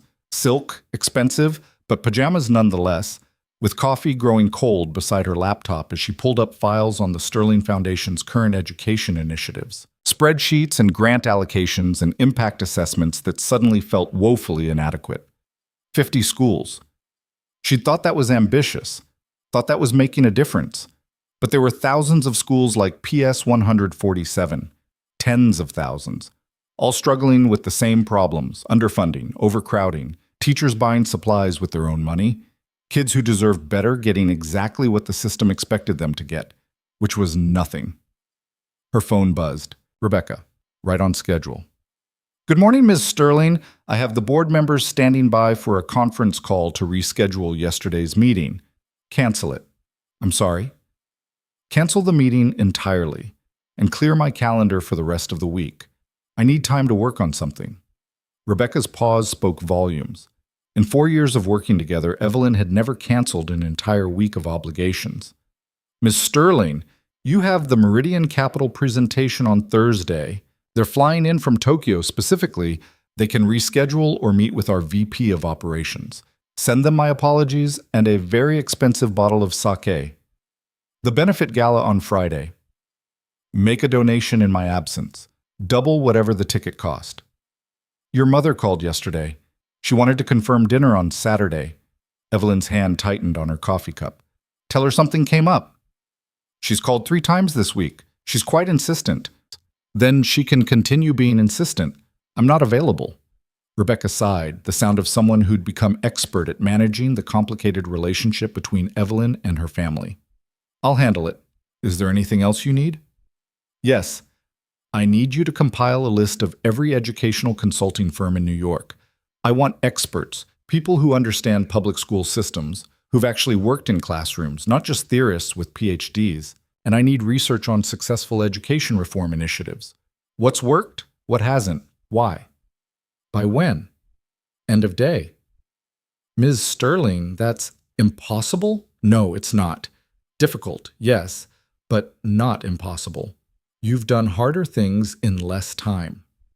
Another pause, then Rebecca's tone shifted to something almost curious. May I ask what inspired this sudden focus on education? Evelyn looked at the ceramic star sitting on her desk, catching morning light through the windows. I met someone who reminded me why I started this foundation, and I realized I've been doing it wrong. How so? I've been treating charity like a business. Maximum efficiency, optimal resource allocation, quantifiable outcomes. But education isn't a factory. It's not about producing widgets. It's about nurturing human potential. And you can't do that from a distance. She could practically hear Rebecca's mind racing, trying to reconcile this new version of her boss with the woman who'd once said that emotions were liabilities in strategic planning. I'll have everything you need by 5 p.m., Rebecca finally said. Thank you. And Rebecca, I need you to set up a dinner. Casual, warm, family-friendly. Somewhere in Brooklyn, not Manhattan. Best Italian restaurant you can find this Saturday at 6. For how many? 3. Myself, Mark Hayes, and his daughter Lily. The same Mark Hayes from the school visit. Now Rebecca didn't even try to hide her surprise. You're having dinner with a mechanic and his 8-year-old daughter? Is that a problem? No, of course not. It's unexpected. Good. I've been too predictable for too long. Make the reservation under my name, but keep it quiet. No press, no fanfare, just dinner. She ended the call and turned back to her laptop, but found herself unable to focus on spreadsheets. Instead, she pulled up the photos her assistant had taken during yesterday's school visit. Not for publicity, just for internal records. There she was, kneeling in Mrs. Rodriguez's classroom, surrounded by third graders. Her expensive sweater probably covered in fingerprints and glitter. Her carefully maintained composure completely abandoned as she laughed at something one of the children had said. She looked happy. When was the last time she'd looked genuinely happy in a photo? Her phone buzzed again. Not Rebecca this time, but a number she hadn't seen in weeks. Her mother. Evelyn considered letting it go to voicemail. Their conversations rarely ended well. But something about the past 2 days had shifted her perspective on difficult things, so she answered. Hello, Mother. Evelyn, finally. I was beginning to think you'd blocked my number. Catherine Sterling's voice carried the particular accent of old money. Not quite British, not quite Northeastern, but something cultivated and precise that suggested country clubs and boarding schools. I've been busy. You're always busy. Too busy for your own mother, apparently. We had dinner plans, Evelyn. Saturday at Le Bernardin. I've been trying to confirm for days. I need to cancel. Something's come up. What could possibly be more important than, I'm having dinner with friends? The words seemed to echo in the silence that followed. Friends, Catherine repeated, as if testing the word's validity. What friends? You don't have friends. You have business associates and strategic connections. The assessment stung because it was accurate, or had been, until 2 nights ago. Well, I'm making new ones. A father and his daughter. They're... How to explain Lily and Mark to someone like her mother? They're good people, real people. They reminded me of things I'd forgotten. This is about that school visit, isn't it? Rebecca mentioned you'd canceled important meetings to tour some public school in Brooklyn. PS 147, and yes, it's related. Evelyn. Her mother's voice took on the tone she used when explaining obvious things to slow children. I understand you have your philanthropic obligations. It's good for the image, writes off on taxes, keeps the foundation busy. But you can't let it interfere with actual business. The board meeting you canceled wasn't as important as seeing where my money actually goes. Wasn't as important as remembering that those philanthropic obligations represent real children with real futures. You're being emotional. This isn't like you. Maybe it should be. Catherine was quiet for a moment. When she spoke again, her voice had sharpened. Is this about your father? Because, darling, I know you've always had this romanticized view of his work, but don't. Evelyn's voice cut like a blade. Don't talk about Dad like his work was some naive fantasy. He believed education could change lives. He dedicated his entire career to public service because he thought it mattered. And where did it get him? A modest pension and a heart attack at 59, that's where. While his colleagues who went into private sector retired as millionaires. He died happy, Mother. Can you say the same about any of your millionaire friends? The silence that followed was cold enough to frost the phone line. I see, Catherine said finally. You're determined to throw away everything you've built to play teacher's pet with some charity cases. Fine. Ruin your Saturday. But when this little phase passes and you've remembered what actually matters, don't come crying to me about missed opportunities. She hung up without saying goodbye. Evelyn set the phone down, hands trembling slightly. Conversations with her mother always left her feeling like she'd been in a fight, exhausted, bruised, questioning herself. But this time, something was different. This time, she knew with absolute certainty that her mother was wrong. Her father had been a public school principal, had spent 30 years in classrooms and administrative offices, fighting for funding and defending teachers, and believing with stubborn optimism that every child deserved a quality education regardless of their zip code. He died when Evelyn was 22, right before she'd made her first million, never getting to see her build an empire that could have funded 1,000 schools like the one he dedicated his life to. She told herself that her business success was honoring his memory, that making money meant she could donate more than he ever could have. But somewhere along the way, she'd lost sight of the why. Had started chasing bigger numbers and greater returns and more zeros in her net worth without remembering that money was supposed to be a tool, not a trophy. Until an 8-year-old girl with a glitter-glued card had reminded her. Evelyn pulled up her contacts, found Mark's number, and typed a message before she could second-guess herself. Dinner Saturday at 6 p.m.? There's an Italian place in Park Slope my assistant found. Bring Lily. My treat, obviously. The response came faster than she expected. She'll be thrilled. So will I. Thank you. Simple. Direct. No games, no calculations about what this dinner might mean strategically. Just thank you. Evelyn smiled and got back to work. The rest of the week blurred past in a frenzy of research and planning that felt more energizing than exhausting. Evelyn met with education consultants who actually knew what they were talking about, reviewed case studies from successful school reform initiatives, and started sketching out a proposal that would fundamentally reshape the Sterling Foundation's mission. By Friday afternoon, she had a preliminary plan that made her previous education efforts look like pocket change. 200 schools in the first year, 500 in 5 years. Not just funding, but comprehensive support, teacher training, infrastructure improvements, mental health resources, after-school programs, technology upgrades. A total investment of $300 million over the next decade, with the potential to impact over 100,000 students. Her board of directors was going to lose their minds. She called an emergency meeting for Monday morning and spent Friday evening preparing the presentation that would either revolutionize her foundation or get her ousted from her own organization.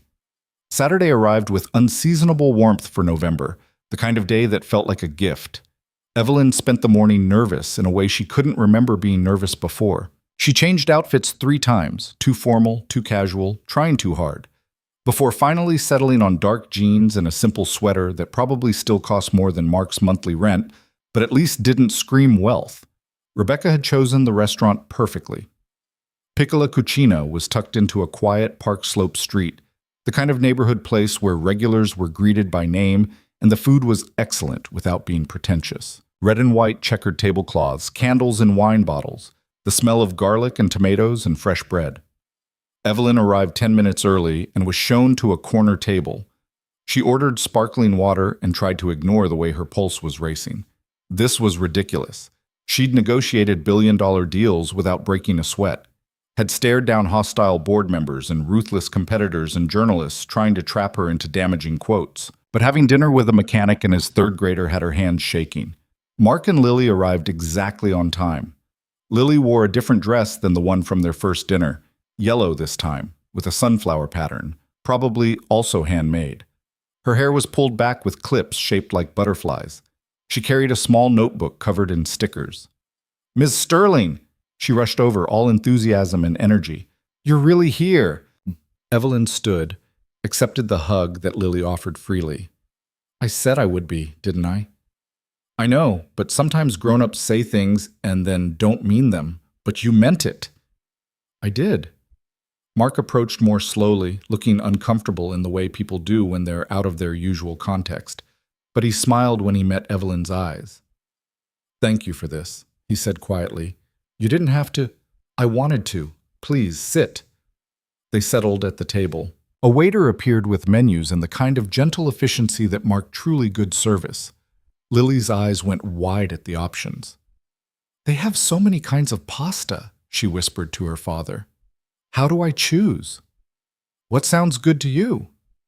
All of it, Evelyn laughed. We could order a few different dishes and share. That way you get to try everything. Lily's face lit up. Really? Really? They ordered enough food for 6 people, pasta carbonara, rigatoni with vodka sauce, margarita pizza, Caesar salad, garlic bread. The waiter didn't even blink at the excessive order, just nodded and disappeared toward the kitchen. So, Mark said, folding his hands on the table. How did the week go? Rebecca mentioned you had some big plans in the works. I do. I'm presenting a proposal to my board on Monday that will essentially triple the foundation's education budget and expand our reach to 500 schools over the next 5 years. Mark's eyebrows rose. That's significant. It's necessary. After visiting PS 147, I realized how inadequate our current efforts were. We were putting band-aids on bullet wounds and congratulating ourselves for being charitable. But real change requires real commitment. How did your board react when you told them? I haven't yet. Monday will be interesting. Will they approve it? Evelyn considered her sparkling water. Some will, some won't. A few will probably try to have me removed from leadership if they think I'm being too radical. But I control enough voting shares that they can't actually force me out, just make my life difficult. Sounds complicated. Everything's complicated when money's involved. People get very protective of resources, even when those resources are supposed to be dedicated to helping others. Lily, who'd been coloring in her notebook, looked up. Are your board people mean? Not mean, exactly. Just focused on different priorities. Like what? Like making sure the foundation's investments provide good returns, like maintaining our reputation, like avoiding anything too risky or controversial. But helping schools isn't risky, Lily said, confused. It's just nice. You'd think so.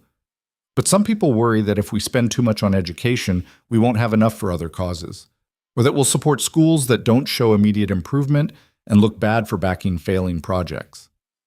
That's dumb. Lily, Mark said gently. Well, it is.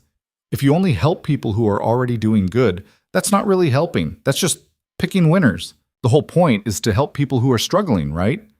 Out of the mouths of babes, Evelyn thought. This 8-year-old had just articulated the fundamental flaw in most philanthropic strategies more clearly than any consultant she'd hired. You're absolutely right, Evelyn said, and that's exactly what I'm going to tell the board. That real philanthropy means taking risks on people and schools that need help most, not just funding safe bets. I hope they listen. Me too. The food arrived in waves. Plates of pasta steaming and fragrant, pizza with cheese still bubbling, bread warm from the oven. They ate family style, passing dishes around, trying everything, laughing when Lily got vodka sauce on her nose. It was possibly the most relaxed meal Evelyn had eaten in years. Can I ask you something? Mark said during a lull in the conversation. And you can tell me if I'm overstepping. Go ahead. What changed? Between signing that initial donation and now, I mean. You could have just accepted Lily's thank you and moved on. But you didn't. You canceled meetings, visited the school, completely restructured your foundation's priorities. That's not a small shift. Evelyn twirled pasta on her fork, considering how to answer honestly. I think I'd been running on autopilot for a long time, she said finally, building wealth, expanding influence, checking boxes. Success became about numbers, how much I was worth, how many companies I'd built, how many zeros were in my foundation's endowment. But I'd lost touch with why any of it mattered. She looked at Lily, who was carefully constructing the perfect bite of pizza and cheese bread combined.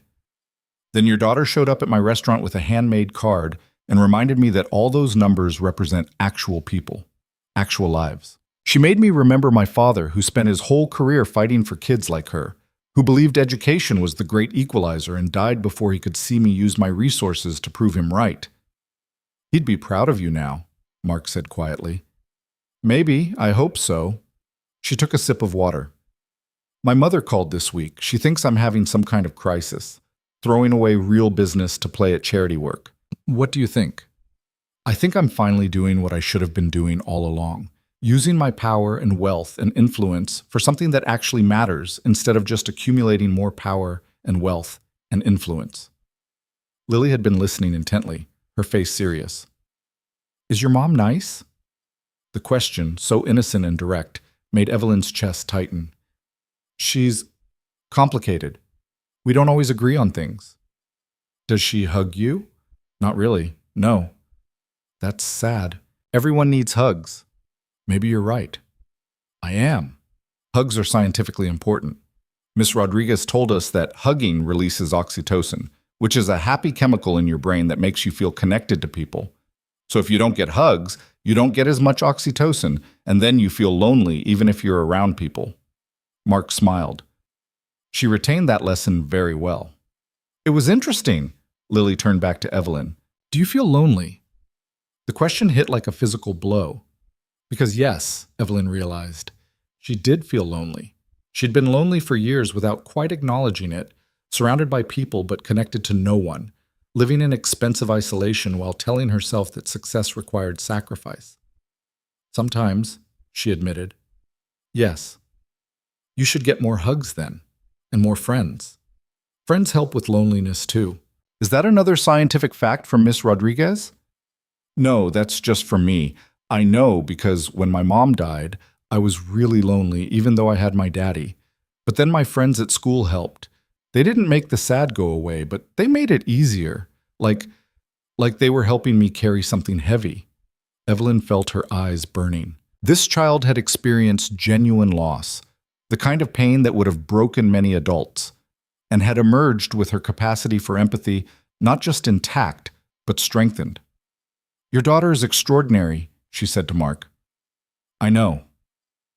Does she get that from you or her mother? Both, I think. She had this way of seeing the best in everyone, of believing people were fundamentally good even when they gave her reasons to think otherwise. Lily inherited that, plus her mother's kindness and hopefully some of my practicality. You must miss her very much. Every day. But I have Lily, and she's the best parts of both of us. That helps. They finished dinner slowly, talking about everything and nothing. Lily told elaborate stories about her classmates and her science projects and her dreams of becoming a teacher. Mark shared carefully edited stories from the auto shop, the funny customer requests, the impossible repair jobs, the satisfaction of fixing something that seemed broken beyond hope. Evelyn talked about her father, stories she hadn't shared in years, how he used to bring her to his school on weekends and let her help organize the library, how he'd known every student's name and most of their family situations, how he'd spent his own money on winter coats for kids who didn't have them, never told anyone, just quietly made sure no child suffered if he could prevent it. He sounds wonderful, Lily said. He was. He taught me that education was sacred work, that every child deserved a chance to reach their potential regardless of where they were born or how much money their parents had. I forgot for a while, got distracted by other things. But you remember now. Thanks to you, yes. Lily beamed, then yawned hugely. She'd been fighting sleep for the past 20 minutes, her head drooping toward the table before she'd jerk it back up, determined not to miss anything. Someone's tired, Mark said gently. I'm not tired. I'm just resting my eyes. Sure you are. Come on, we should head home. Evelyn signaled for the check, waved off Mark's half-hearted attempt to contribute. Outside, the evening had turned cool, the warmth of the day giving way to November reality. Thank you again, Mark said as they stood on the sidewalk. For dinner, for everything you're doing for the schools. It means more than you probably realize. I should be thanking you, and Lily. You've given me something I didn't know I'd lost. What's that? Purpose. Perspective. A reminder that success without meaning is just noise. Lily, leaning heavily against her father's side, looked up sleepily. Will we see you again? I hope so, if that's okay with your dad. More than okay, Mark said. Good. Evelyn knelt down to Lily's level. Thank you for being brave enough to deliver that card. For teaching me about gratitude and oxytocin and why being kind matters more than being rich. Lily hugged her, drowsy but warm. You're welcome. And Ms. Sterling, you're not just rich anymore. You're kind too. That makes you both. They said their goodnights. Evelyn watched them walk toward the subway station, Mark's hand steady on his daughter's shoulder, Lily's head resting against his side. A father and daughter navigating their world with grace and love, and a stubborn belief that kindness mattered. She pulled out her phone and called Rebecca. Miss Sterling, it's almost 9 on a Saturday. I need you to do something Monday morning before the board meeting. Of course. What do you need? I need you to invite someone to observe the presentation. Mark Hayes. Send a car to pick him up at noon. Tell him I'd appreciate his perspective, and that he can bring Lily if he can get her excused from school for the afternoon. You want a mechanic and his third grader at a board meeting? I want real people there. People who understand what this proposal actually means beyond profit margins and risk assessments. Can you arrange it? Rebecca sighed, but Evelyn could hear the smile in it. I can arrange anything, Ms. Sterling. You know that. Thank you, Rebecca. And one more thing. Yes? Clear my calendar for the next 3 months, every Thursday afternoon. I'm going to volunteer at PS 147. Volunteer? As in teach? As in be present. Read to kids, help with homework, whatever they need. I want to be involved, not just write checks from a distance. Your board will think you've completely lost your mind. Good. Maybe it's about time. She hung up and started walking. Not toward her car service, not toward home, but just walking. Through park slopes, tree-lined streets, past brownstones with warm lights in the windows, families visible through curtains living their ordinary, beautiful lives. For years, Evelyn had told herself that her penthouse and her power and her position at the top of the corporate world represented success, that isolation was the price of achievement. But tonight, after dinner with a father and daughter who had nothing material but everything that actually mattered, she understood what she'd been missing. Connection. Community. The simple, profound truth that humans were meant to live in relationship with each other, not in expensive solitude. Her phone buzzed. A text from an unknown number, but she recognized the message immediately. Got home safe. Lily already asleep. Says you're her favorite billionaire. Hope the board meeting goes well. You've got this. Mark Evelyn smiled, typed back. My only competition is probably Warren Buffett, so I'll take it. Thanks for tonight. See you Monday. She flagged down a taxi and gave her address, but already her mind was racing ahead to Monday's presentation. To the speech she'd give that would either transform the Sterling Foundation or blow up her carefully constructed professional world. Either way, she was ready, because she'd finally remembered what her father had tried to teach her all those years ago, what Lily had reinforced with a glitter-glued card and a crooked ceramic star. That money and power and success meant nothing if you didn't use them to lift others up. That privilege carried responsibility.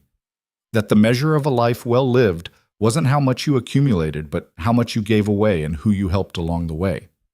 Monday would be her declaration of that truth. And whatever the board decided, whatever pushback she faced, whatever professional consequences followed, Evelyn knew she was finally on the right path. The path her father had walked.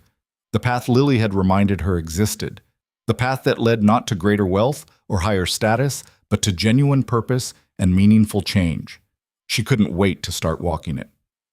Monday morning arrived with the kind of gray November sky that made Manhattan look like a black and white photograph. Evelyn stood at her office window 47 floors above the city, watching early commuters stream toward subway entrances like ants returning to their colony.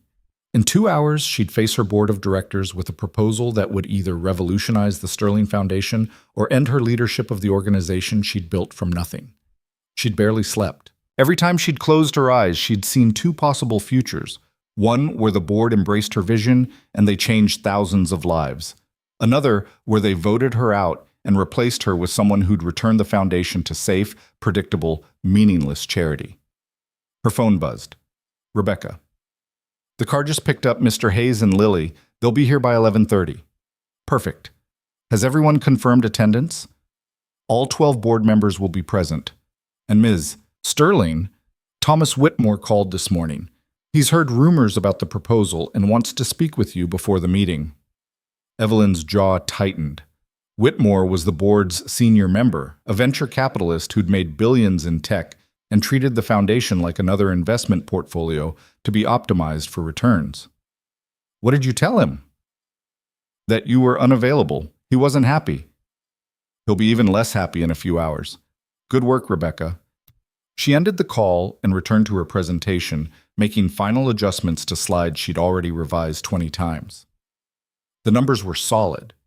300 million over 10 years, impacting 500 schools and over 100,000 students. The research supported it. The need was undeniable. But numbers and research didn't move people like Thomas Whitmore. They required something else, something she'd only recently rediscovered herself. They required heart. At 11:30, Rebecca appeared at her door. They're here. Evelyn found Mark and Lily in the reception area, both looking slightly overwhelmed by the steel and glass opulence of Sterling Foundation headquarters. Lily wore her school uniform, navy jumper, white blouse, the same light-up sneakers, and clutched a folder to her chest. Mark had clearly made an effort, wearing slacks and a button-down shirt that was probably his interview outfit, the collar stiff with starch. You came, Evelyn said, realizing how relieved she felt. You invited us to a board meeting, Mark replied. That's not an invitation we get often. First time, actually, Lily added, eyes wide as she took in the lobby with its modern art installations and receptionist desk that looked like something from a spaceship. Well, you're about to see how the other half conducts business. Fair warning, it might be boring. I brought homework just in case. Lily held up her folder. And a book about Marie Curie that Miss Rodriguez lent me. Smart girl. Come on, I'll show you to the conference room. She led them through corridors lined with awards and photographs from foundation events, galas and ribbon cuttings and check presentations, all documenting years of carefully managed philanthropy that had looked impressive but accomplished relatively little. The boardroom occupied the entire east side of the 47th floor, windows offering panoramic views of the city. A table of polished mahogany dominated the space, already surrounded by leather chairs that cost more than most people's monthly salary. At the head of the table sat the presentation screen and podium, where Evelyn would make her case. This is where the magic happens, she said, then immediately regretted the word choice. There was nothing magical about board meetings. They were calculated, political, often brutal. Mark seemed to read her discomfort. Where would you like us? There are observer seats along the wall. You'll be able to see and hear everything, but you won't be expected to participate unless someone asks you a direct question. Which they might, she added, looking at Mark. Thomas Whitmore likes to put people on the spot. If he does, just be honest. That's all I ask. We can do honest, Mark said. Board members began arriving at 11:45, filtering in with the confident swagger of people accustomed to controlling rooms. They noticed Mark and Lily immediately. How could they not? And reactions ranged from confused curiosity to barely concealed disdain. Thomas Whitmore arrived precisely at noon, tall and silver-haired, and wearing a suit that probably cost $8,000. He saw Evelyn and made a beeline for her, ignoring everyone else. Evelyn, we need to talk. We will be talking, Thomas, in about 2 minutes when the meeting starts. Privately, I've heard concerning things about this proposal. Then you can address your concerns during the presentation. I'm not having sidebar conversations before I've even made my case. His eyes narrowed, then shifted to Mark and Lily. Who are they? Observers. They have a vested interest in the Foundation's education initiatives. This is a closed board meeting. We don't allow random... They're my guests, Thomas, and as founder and majority stakeholder, I'm allowed to invite guests to observe proceedings. It's in the bylaws, Section 12, Paragraph 4. Feel free to check. Whitmore's jaw worked, but he said nothing more. Just took a seat at the opposite end of the table and pulled out his tablet with movements sharp enough to suggest violence. The remaining board members settled into their places. Evelyn recognized the alliances immediately. Whitmore had at least 4 votes he could count on, conservatives who valued fiscal responsibility above all else. 3 members were wild cards who could swing either way depending on the presentation. The remaining 4 were generally supportive of Evelyn's leadership, but not blindly loyal. She needed 7 votes to pass the proposal. It was going to be close. Rebecca dimmed the light slightly and pulled up the first slide. Evelyn took her position at the podium, very aware of Mark and Lily sitting against the wall, very aware that this moment would define the next decade of her professional life. "Thank you all for being here," she began. "I know Monday mornings are valuable, so I'll be direct. The Sterling Foundation has been operating under a flawed model, and I'm proposing we fundamentally restructure our approach to education philanthropy." That got their attention. Around the table, postures straightened, tablets were set down, full focus turned to her. Our current education initiative supports 50 schools across 20 cities with an annual budget of $12 million.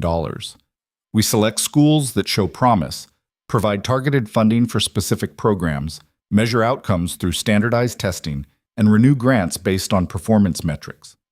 She advanced to the next slide showing their success rates, modest improvements in test scores, graduation rates that had ticked up by small percentages. By traditional measures, this is a successful program. We're getting returns on investment. Schools we support perform better than those we don't. We have data proving our impact. "I hear a but coming," said Jennifer Hartwell, the real estate mogul from the Aurelius dinner. "But we're asking the wrong questions and measuring the wrong things. We're treating education like a stock portfolio. Invest in likely winners, cut losses on underperformers, optimize for maximum measurable return. And in doing so, we're abandoning the students who need us most." Whitmore leaned forward. "Are you seriously suggesting we fund failing schools?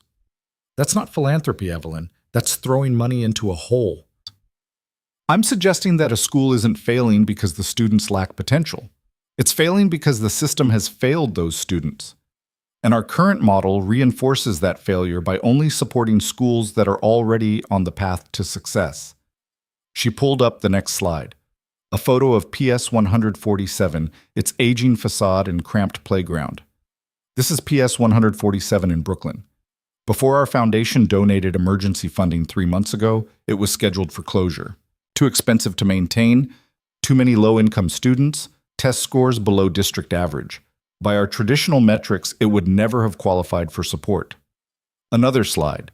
The interior shots from her visit. Crowded classrooms, outdated textbooks, water stains on ceilings. But here's what those metrics don't measure. They don't measure the principal who knows every student's name, the music teacher who buys instruments with his own money, the science teacher who makes learning feel like magic, the librarian who runs a secret food pantry because she knows some kids only eat at school. She looked directly at Whitmore. They don't measure the third grader who traveled to Manhattan on a school night to deliver a handmade thank you card because she understood gratitude better than most adults in this room.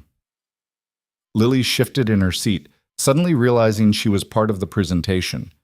That third grader is here today, Lily Hayes, and her father, Mark, who works as a mechanic and raised a daughter with more emotional intelligence and genuine kindness than I've encountered in 20 years of business negotiations. Mark looked uncomfortable but held steady under the sudden attention.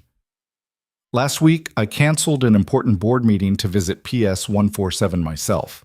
Not to review statistics or audit their use of funds, but to see what our donation actually accomplished."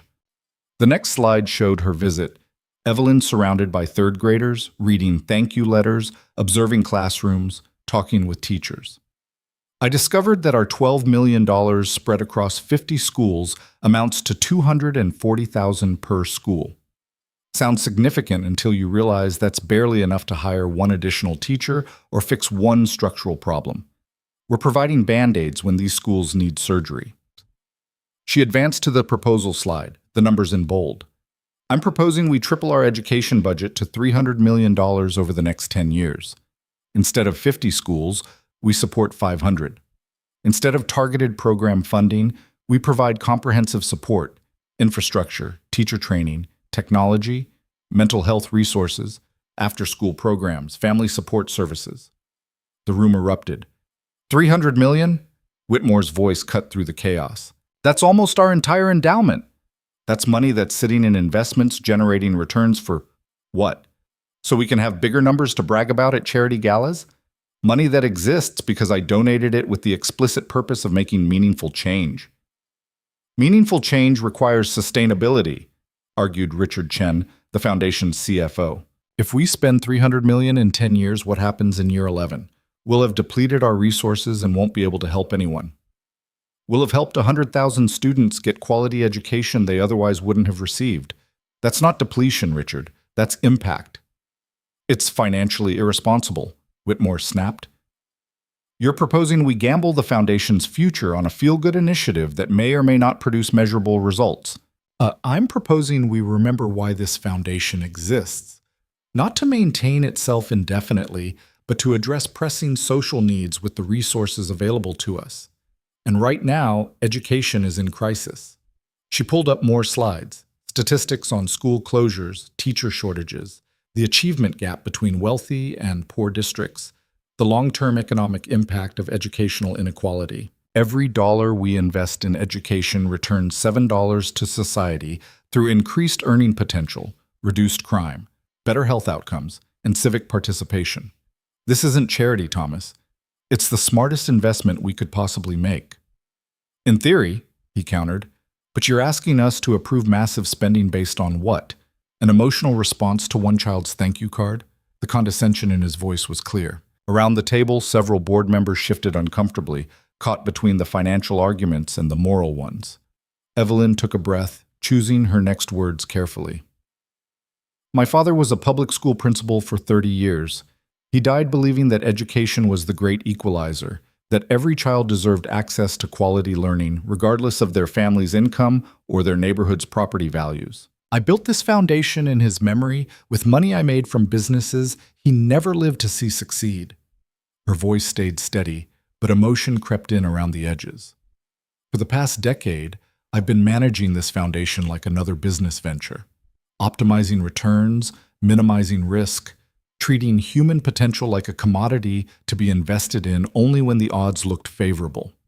And I told myself that was smart, that was strategic, that my father would understand. She looked at Lily, who was watching with those enormous eyes that saw straight through to truth. But he wouldn't have understood. He would have been disappointed that I'd taken his belief in universal education and turned it into an exercise in selective investment, that I'd forgotten the fundamental truth he tried to teach me. Every child deserves a chance, not just the ones who look like safe bets. The room was silent now, even Whitmore temporarily without response. This proposal isn't about one child's thank you card, though that card did wake me up to what I'd become. It's about fulfilling the actual mission of this foundation, about using our resources to create opportunity for kids who are being systematically denied it, about believing that a third grader in Brooklyn has just as much potential as a third grader in Greenwich. They just need someone to invest in that potential. She turned to Mark. Mr. Hayes, you didn't ask to be here today, but since you are, would you mind sharing your perspective as a parent whose child attends a school the system tried to close? Mark stood slowly, clearly uncomfortable being put on the spot but willing to try.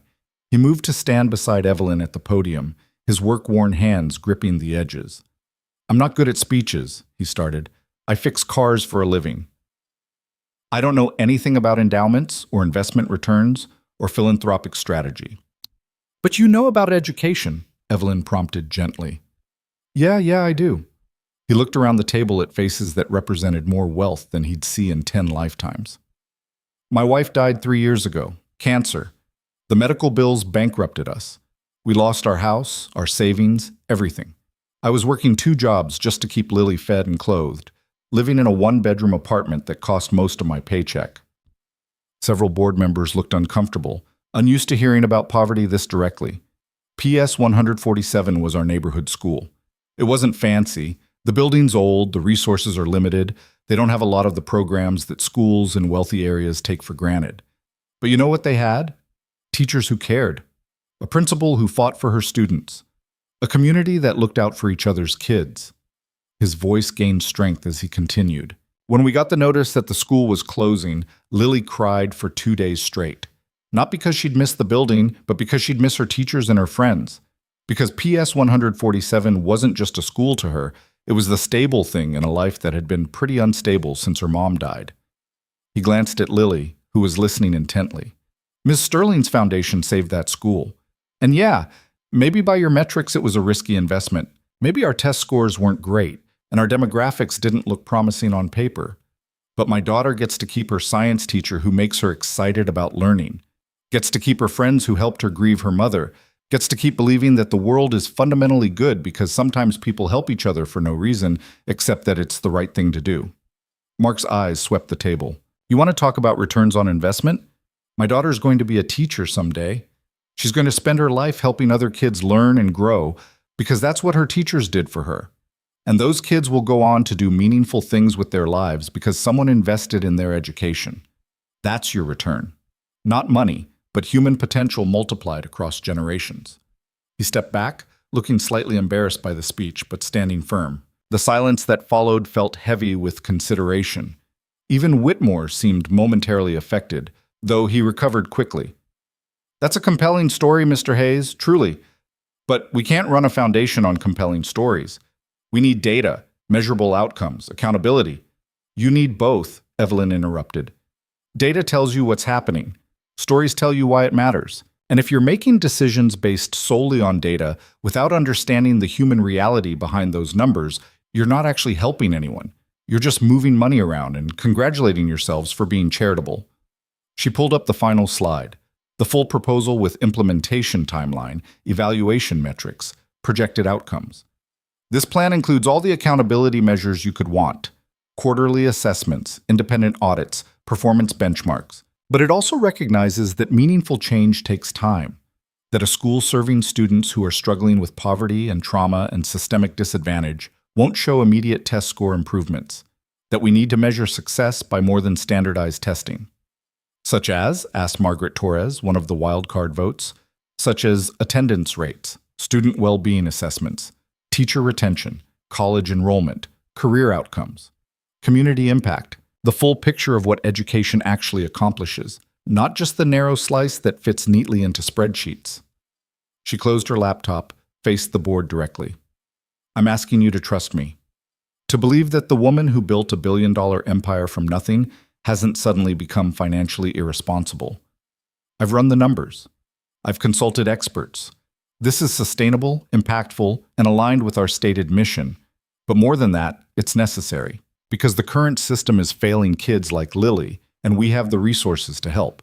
The only question is whether we have the courage. Whitmore leaned back in his chair, fingers steepled. I'd like to call for a vote. We haven't had discussion period, Jennifer Hartwell objected. What's to discuss? We've heard the proposal. Everyone's made up their minds. Let's vote and move on. Evelyn's stomach clenched. She'd hoped for more debate, more chance to address concerns. But Whitmore was forcing the issue, probably because he knew wavering board members might be swayed by further discussion. Fine, she said. Call the vote. Rebecca distributed ballots, simple yes or no cards that would be collected and counted anonymously. Board members marked their choices, faces unreadable. Evelyn watched each person vote, trying to gauge decisions from body language. Whitmore's no was certain. 3 others who followed his lead, that was 4 against. Jennifer seemed to hesitate before marking her ballot. Possible, yes. Margaret Torres took a long time deciding, could go either way. Rebecca collected the cards, counted silently while the room held its breath. 8 votes in favor, she announced. 4 against. The proposal passes. Relief flooded through Evelyn so powerfully she had to grip the podium to stay steady.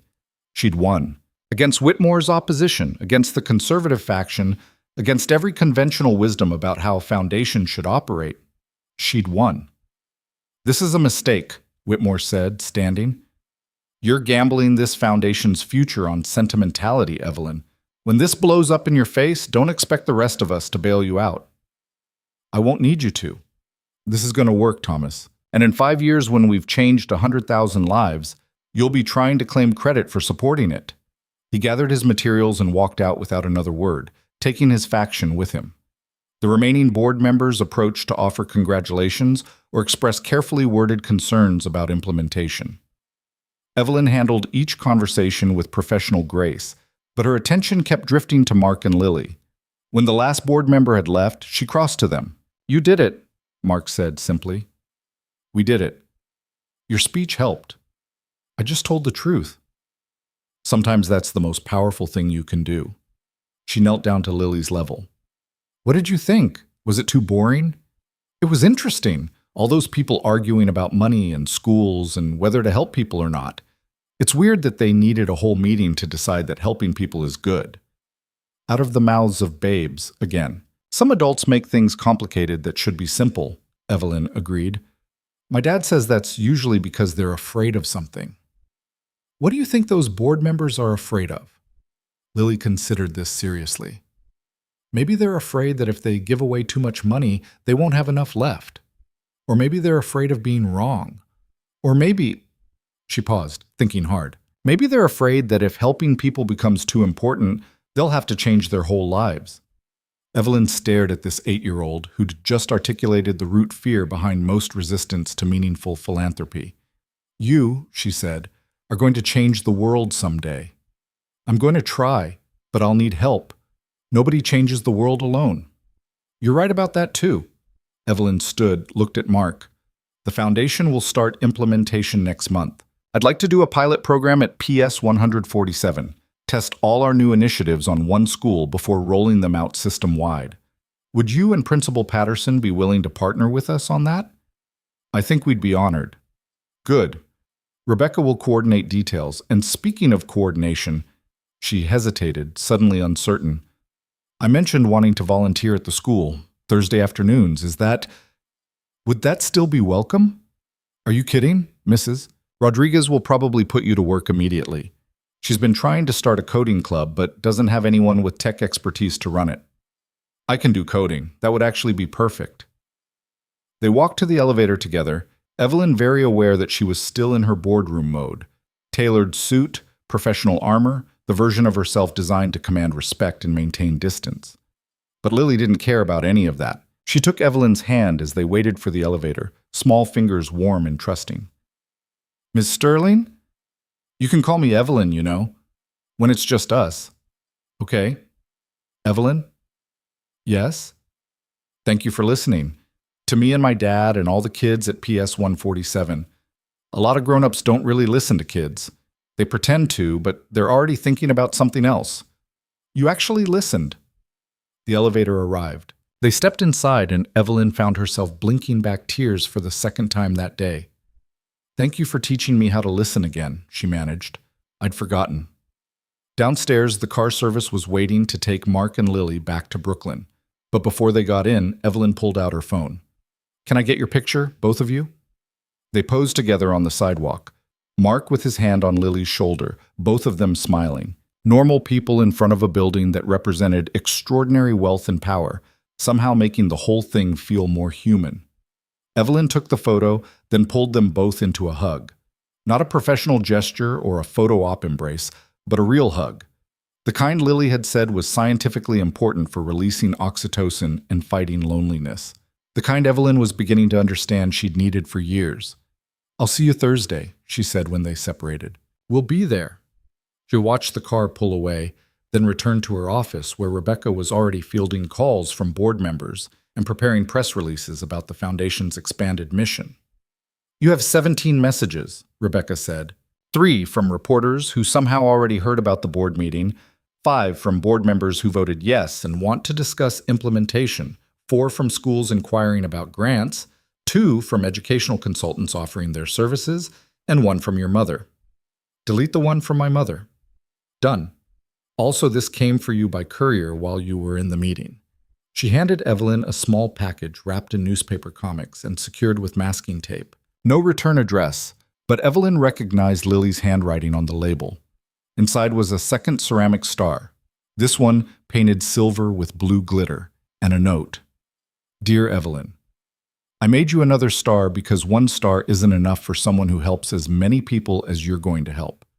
This one is for bravery, because you were really brave today, standing up to those people who didn't want to help schools. My dad says being brave doesn't mean you're not scared. It means you do the right thing even when it's hard. You were really brave. Also, I think we're friends now. Is that okay? I never had a billionaire friend before. Love, Lily. P.S. The silver is for wisdom, and the blue is for kindness. Miss Rodriguez taught us that different colors mean different things. I picked these colors because you're wise and kind. Evelyn set the star beside its gold counterpart on her desk. 2 handmade gifts worth more than everything else in her office combined. Rebecca? Yes, Ms. Sterling? Clear my schedule tomorrow, too. I'm going shopping. For what? Art supplies. If I'm going to teach a coding club, I should probably also learn to make things with my hands again. Lily keeps showing me up in the craft department. Rebecca smiled. A real smile, the kind Evelyn's staff rarely showed her. I'll clear your calendar. Anything else? Yes. Start calling me Evelyn, at least when it's just us. Miss Sterling is starting to feel like armor I don't need anymore. Evelyn, it is. That evening, alone in her penthouse, Evelyn stood at her windows looking out at the city. Somewhere out there, Mark was probably helping Lily with homework at their small kitchen table. Teachers were grading papers in tiny apartments, planning lessons with resources they'd bought themselves. Students were dreaming about futures they didn't yet know were possible.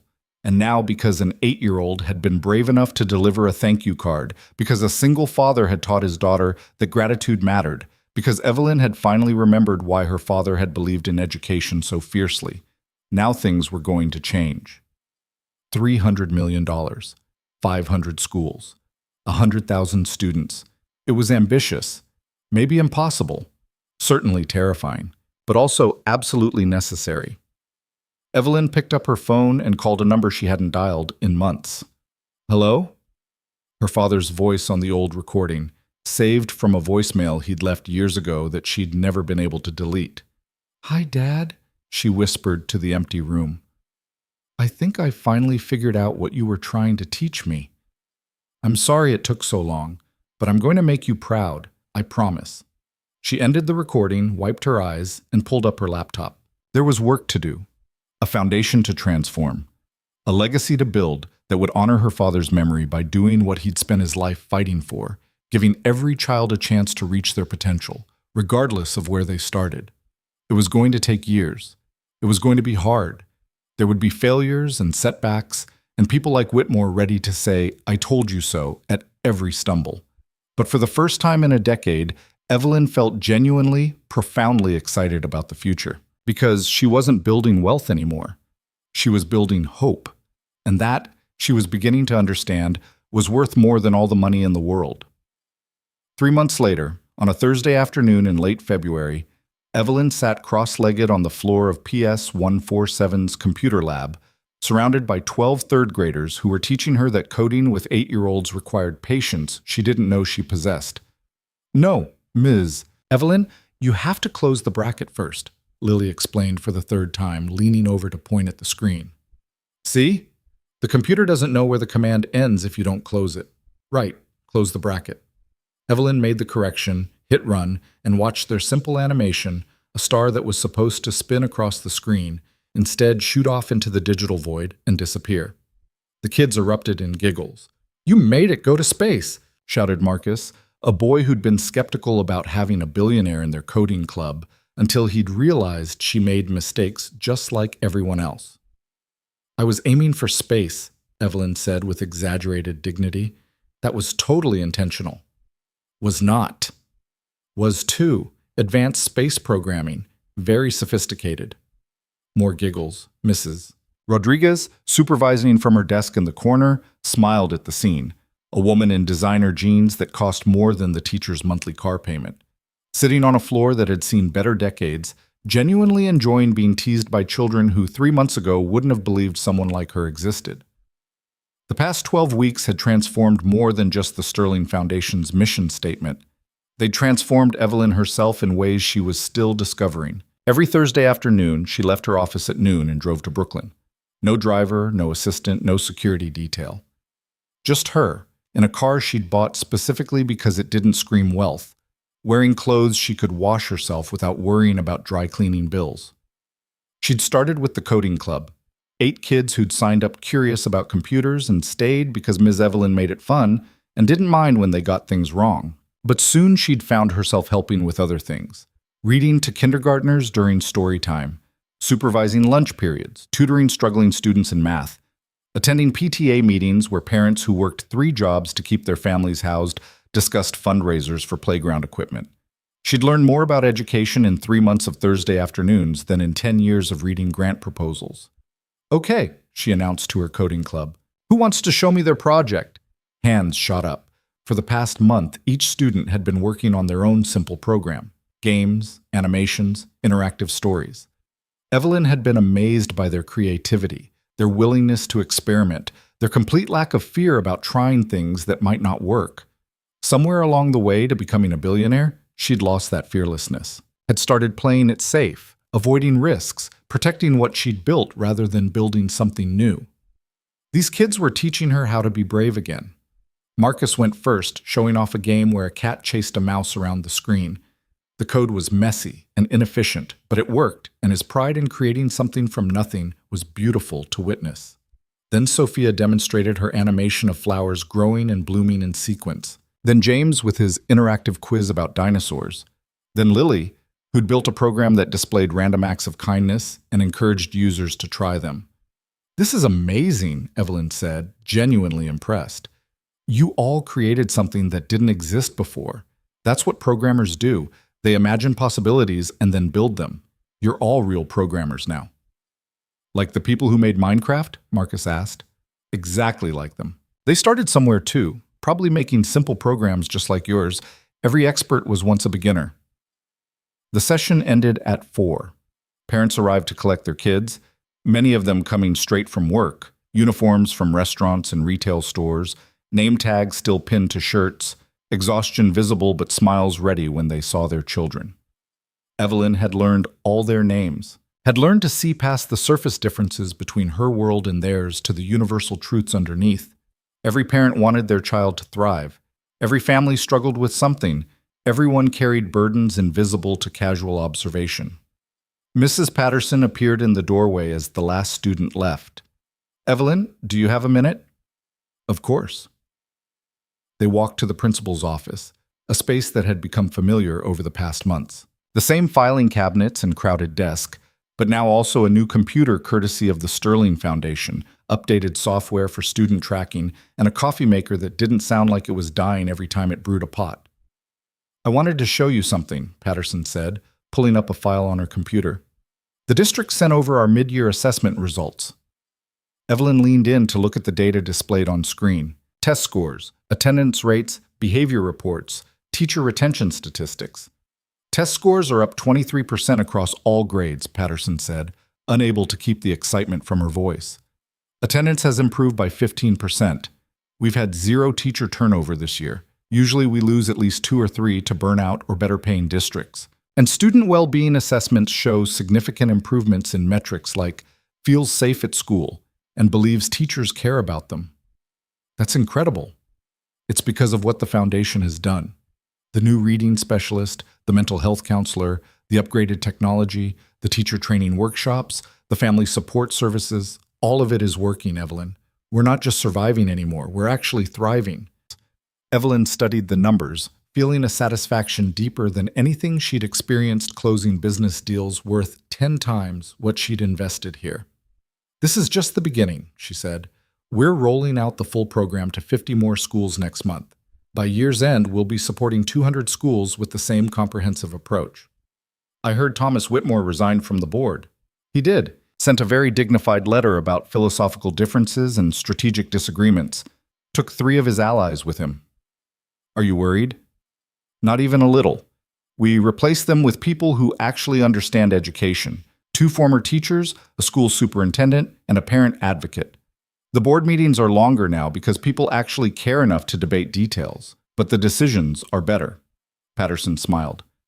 Your father would be proud. The words hit Evelyn like they always did, a mix of grief and hope and determination to prove them true. I hope so. I'm trying to build what he would have built if he'd had the resources, trying to prove that his faith in education as the great equalizer wasn't naive idealism. It wasn't. We're proving it every day. Evelyn's phone buzzed. Rebecca, with her usual impeccable timing. Channel 7 News is running a story tonight about the Foundation's expansion. They want to comment. Also, your mother called again. Evelyn typed back. Give Channel 7 a statement about our mission and impact. Ignore my mother. She'd been ignoring her mother's calls for 3 months now.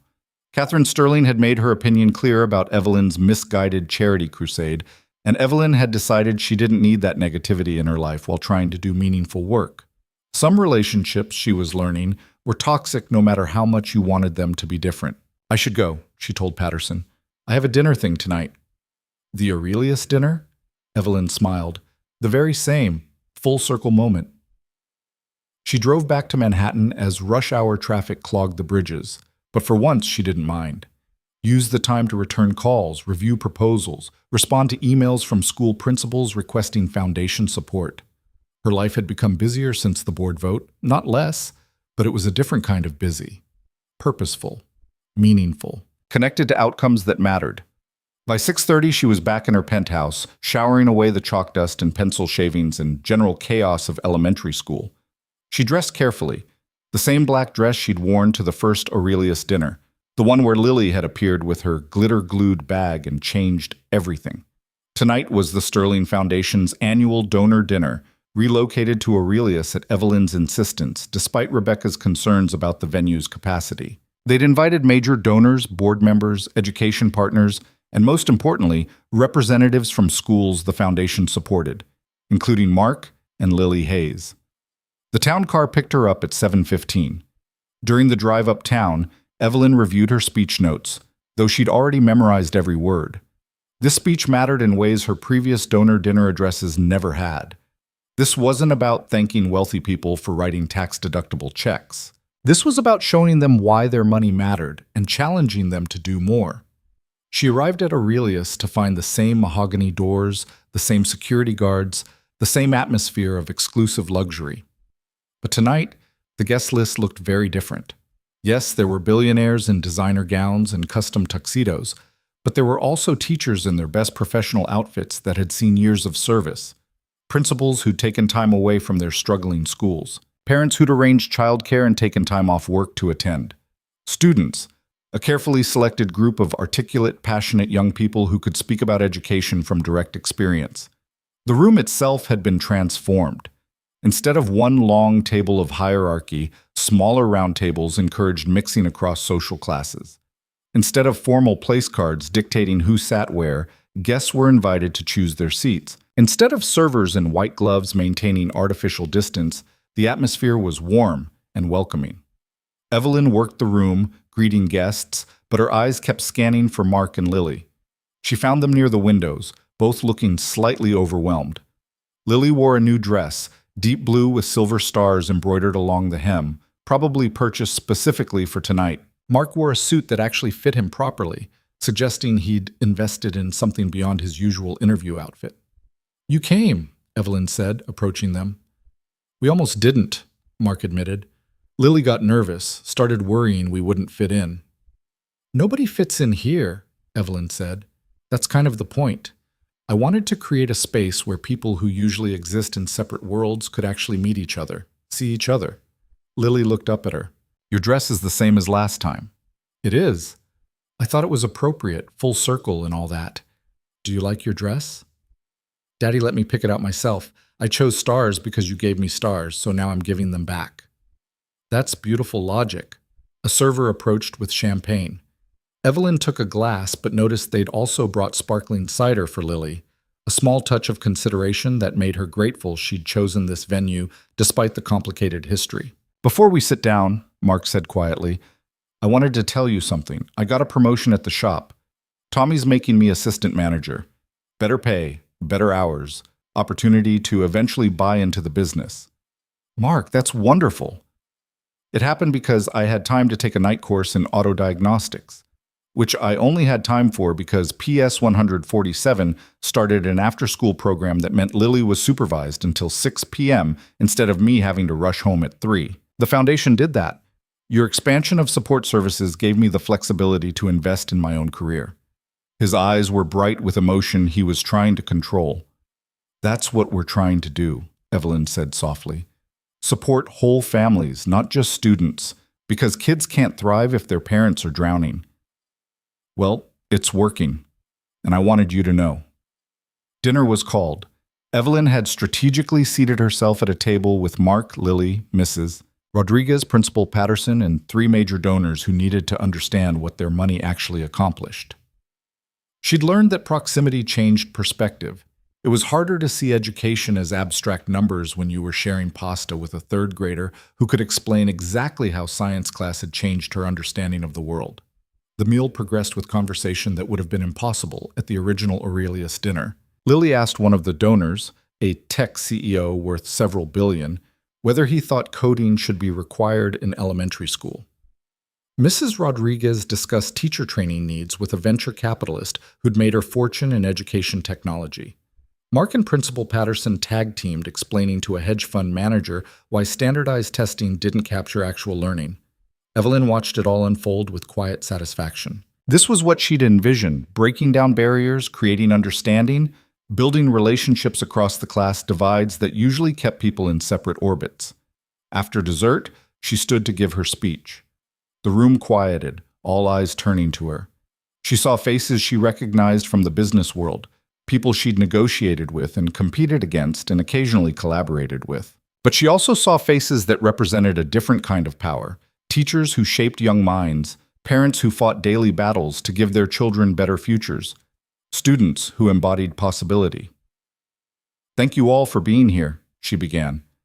3 months ago, I stood before my board of directors and asked them to approve a radical expansion of the Sterling Foundation's education mission. I asked them to trust that comprehensive support for struggling schools would create meaningful change, even if that change couldn't be immediately measured in quarterly reports. She pulled up the first slide on the screen behind her, photos from PS 147, children in classrooms, teachers working with students. Tonight, I want to share what that trust has accomplished. In the 12 weeks since the board approved our new direction, we've expanded support to 75 schools serving over 30,000 students. We've hired reading specialists, mental health counselors, and technology coordinators. We've funded teacher training, infrastructure repairs, and after-school programs. We've provided family support services that help parents like Mark Hayes invest in their own futures while their children are safely supervised and engaged in meaningful activities. Next slide, data showing improved outcomes across multiple metrics. The results are already exceeding our projections. Test scores up an average of 20%, attendance improved by 15%, teacher retention up dramatically. Student well-being assessments showing significant gains in feelings of safety, engagement, and belief in their own potential. She paused, looking around the room. But numbers don't tell the whole story, so I'd like to invite some people to share their experiences directly. First, Principal Eleanor Patterson from PS 147. Patterson stood, nervous but determined. She talked about what the foundation's support had meant for her school, the ability to hire staff they desperately needed, fix problems they'd been ignoring for years, provide services that transformed students' lives. Then Mrs. Rodriguez spoke about how having a reading specialist meant she could actually address individual student needs instead of teaching to the middle and hoping struggling students would somehow catch up. Then Mark, talking about how after-school programs had given him the flexibility to improve his own career prospects, creating a better future for his family. Finally, Lily stood up. She'd insisted on speaking despite her nervousness, had practiced her speech with Evelyn multiple times. "My name is Lily Hayes," she said in a voice that started quiet but grew stronger. "I'm 8 years old and I go to PS 147. 3 months ago, my school was going to close. I was really scared because I didn't want to lose my teachers and my friends. But Ms. Evelyn's foundation saved us." She looked directly at the donors in the room. "Some of you probably think kids like me aren't worth investing in because we live in poor neighborhoods and our test scores aren't great. But that's not because we're not smart. It's because we don't have the same resources as kids in rich neighborhoods. We don't have fancy computers or art programs or field trips to museums. We have teachers who buy supplies with their own money and buildings that are falling apart and not enough books to go around." The room was absolutely silent. But when someone actually gives us what we need, like Ms. Evelyn's foundation is doing, we can do amazing things. I'm learning coding now. My friend Marcus is getting help with reading, and he's already improved 2 grade levels. My friend Sophia sees a counselor who's helping her deal with her parents' divorce. We're not charity cases. We're kids with potential who just needed someone to believe in us. She sat down to spontaneous applause that started soft and built until the entire room was on its feet. Evelyn returned to the podium, fighting back tears. Lily just articulated the philosophy behind everything we're doing. Every child has potential, but potential without support remains unrealized. The Sterling Foundation is committed to providing that support, not as charity, not as a tax write-off, but as an investment in human possibility that will pay returns for generations. She pulled up the final slide, the Foundation's 5-year plan showing expansion to 500 schools. We've accomplished a lot in 3 months, but this is just the beginning. By the end of next year, we'll be supporting 200 schools. In 5 years, 500 schools serving over 100,000 students. But we can't do it alone. She looked at the donors, the people who had the resources to make this vision reality. I'm asking each of you to join us, not just with money, though we need that too, but with time, expertise, advocacy. Visit a school, volunteer, see the faces behind the statistics. Let yourself be changed by the experience the way I was changed. She gestured to Lily. 3 months ago, an 8-year-old girl showed up at this restaurant with a handmade card to say thank you for something I'd barely noticed doing. That simple act of gratitude reminded me why I started this foundation. It reminded me that behind every dollar we spend is a child whose future we're shaping, and it challenged me to do better, be better, commit more fully to the mission my father spent his life fighting for. Her voice strengthened with conviction. I'm issuing that same challenge to all of you tonight. Be uncomfortable. Be generous. Be involved. Take the resources you've accumulated and use them to create opportunity for people who've been systematically denied it. And then, this is important, actually get to know the people you're helping. See them as humans, not statistics. Learn their names, hear their stories. Let them teach you things you didn't know you needed to learn. She clicked to a slide showing her sitting on the computer lab floor surrounded by her coding club students. This is me 3 weeks ago, learning that 8-year-olds are better at debugging code than I am. It's humbling, it's messy, it's completely different from the polished philanthropy I used to practice. But it's real, and it matters in ways that writing checks from a distance never did. She looked at Mark and Lily, at Patterson and Rodriguez, at all the educators and parents and students who'd come tonight. These people changed my life. They reminded me that success without purpose is hollow, that wealth without generosity is just accumulation, that the measure of a life well lived isn't how much you make, but how much you give, and how many people you help along the way. She returned her attention to the donors. So I'm asking you to let them change your lives too. Support the Sterling Foundation's education initiative? Yes. But more than that, get involved. Make this personal. Because education isn't about numbers and metrics and return on investment.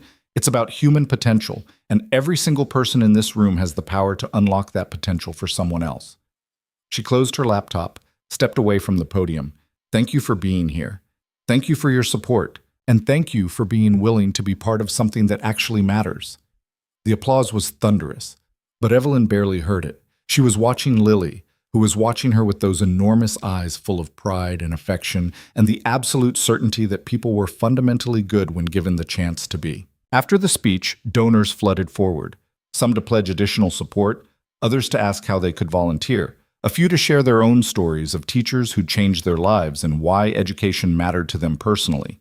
Evelyn fielded questions and accepted commitments, but kept finding her attention drawn back to her table where Lily was explaining photosynthesis to a pharmaceutical CEO while Mark and Mrs. Rodriguez discussed the finer points of auto mechanics as metaphor for teaching methodology. Around midnight, the dinner finally wound down.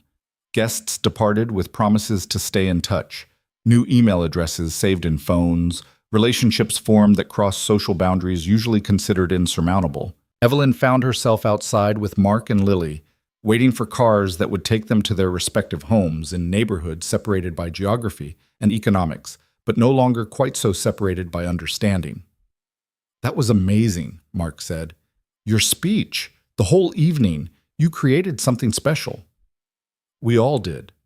This doesn't work without people like you willing to bridge the gap, to share your stories, to help people like those donors understand what their money actually means."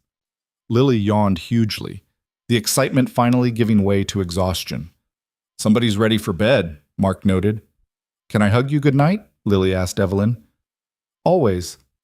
Evelyn knelt down for what had become a familiar ritual, Lily's arms around her neck, the scent of children's shampoo, and the warmth of uncomplicated affection. But tonight, Lily whispered something new.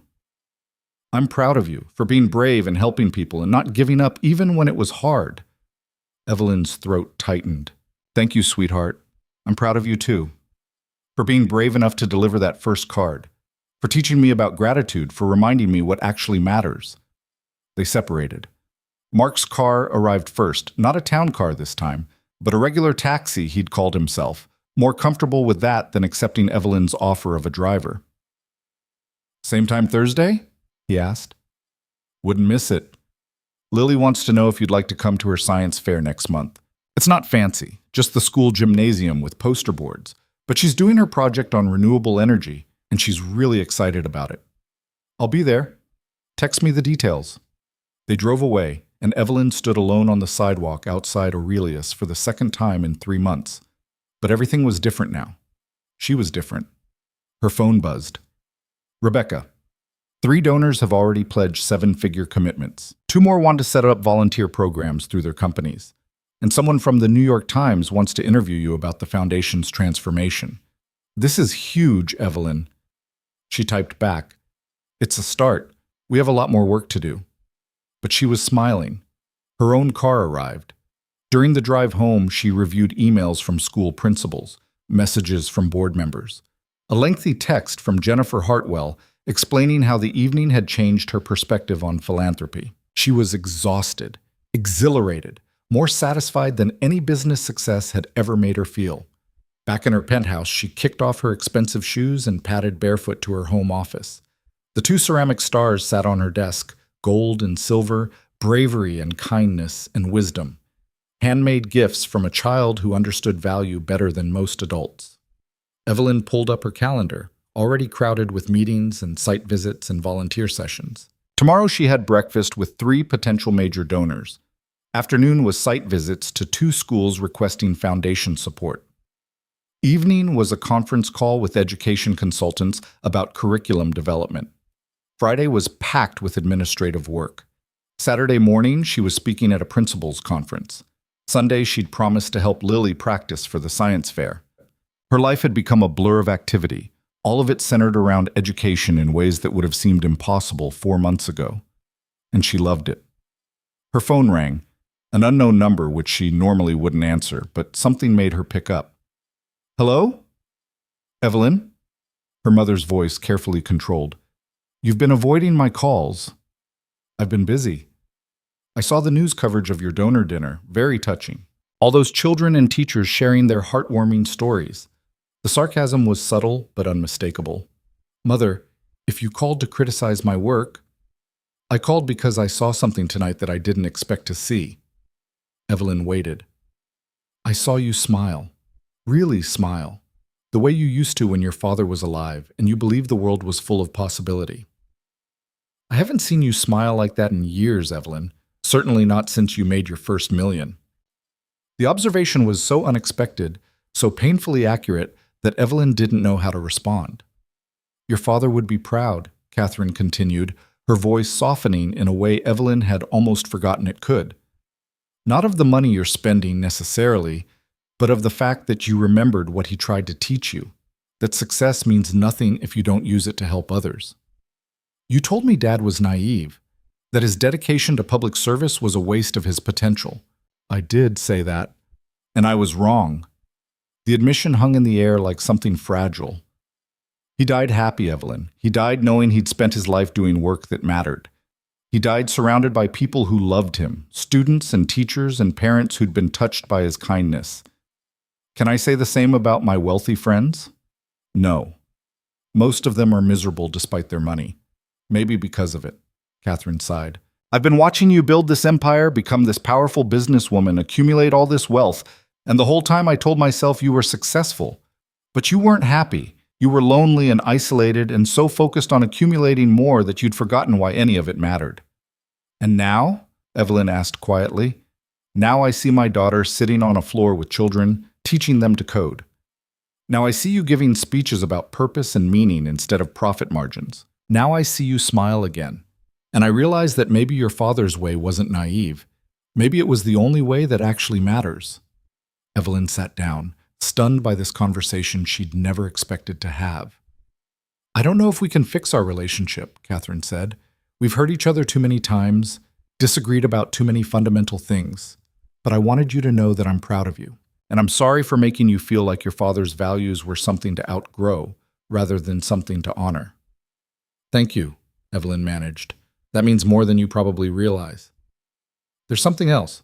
I'd like to make a donation to your foundation, a substantial one, not as tax strategy or social obligation, but because I believe in what you're doing. Mother, you don't have to. I know I don't have to. I want to. Let me do this, Evelyn. Let me support the work that's made you happy again.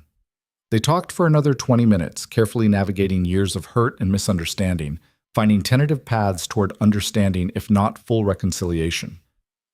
When they finally hung up, Evelyn felt lighter somehow. Like a weight she'd been carrying for years had finally shifted. She sent a quick text to Rebecca, add Catherine Sterling to the major donors list, and save a seat for her at next quarter's dinner. Then she opened her laptop and pulled up the foundation's strategic plan. 500 schools, 100,000 students, 10 years of sustained commitment to transforming education for kids who deserved better. It was ambitious. It was challenging. It was exactly what she was meant to be doing. 6 weeks later, on a Saturday morning in April, Evelyn stood in PS 147's gymnasium, surrounded by poster boards displaying third-grade science projects. Lily's exhibit on renewable energy featured a working model of a solar panel charging a small battery, detailed diagrams explaining photovoltaic cells, and a passionate argument for why schools should install solar panels to reduce both costs and carbon footprint. "This is incredible," Evelyn said, genuinely impressed. "You really understand the science." Miss Rodriguez helped me with the technical parts, but the idea was mine. I figured if we're going to solve climate change, we should start with places kids actually go, like schools. That's brilliant reasoning. Around them, parents and teachers circulated through the exhibits. Mark stood nearby, beaming with pride as judges examined Lily's work. Principal Patterson was giving a tour to a reporter from a local paper writing about the school's transformation. And in the corner, looking slightly out of place but making an effort, stood Catherine Sterling. Evelyn had invited her, not entirely sure she'd come. But she had, dressed down by her standards but still obviously wealthy, studying the science projects with the same critical attention she'd once reserved for investment portfolios. She approached Evelyn slowly. "So this is where all that money is going," she said. "This is it, poster boards and solar panels and kids who are learning that their ideas matter."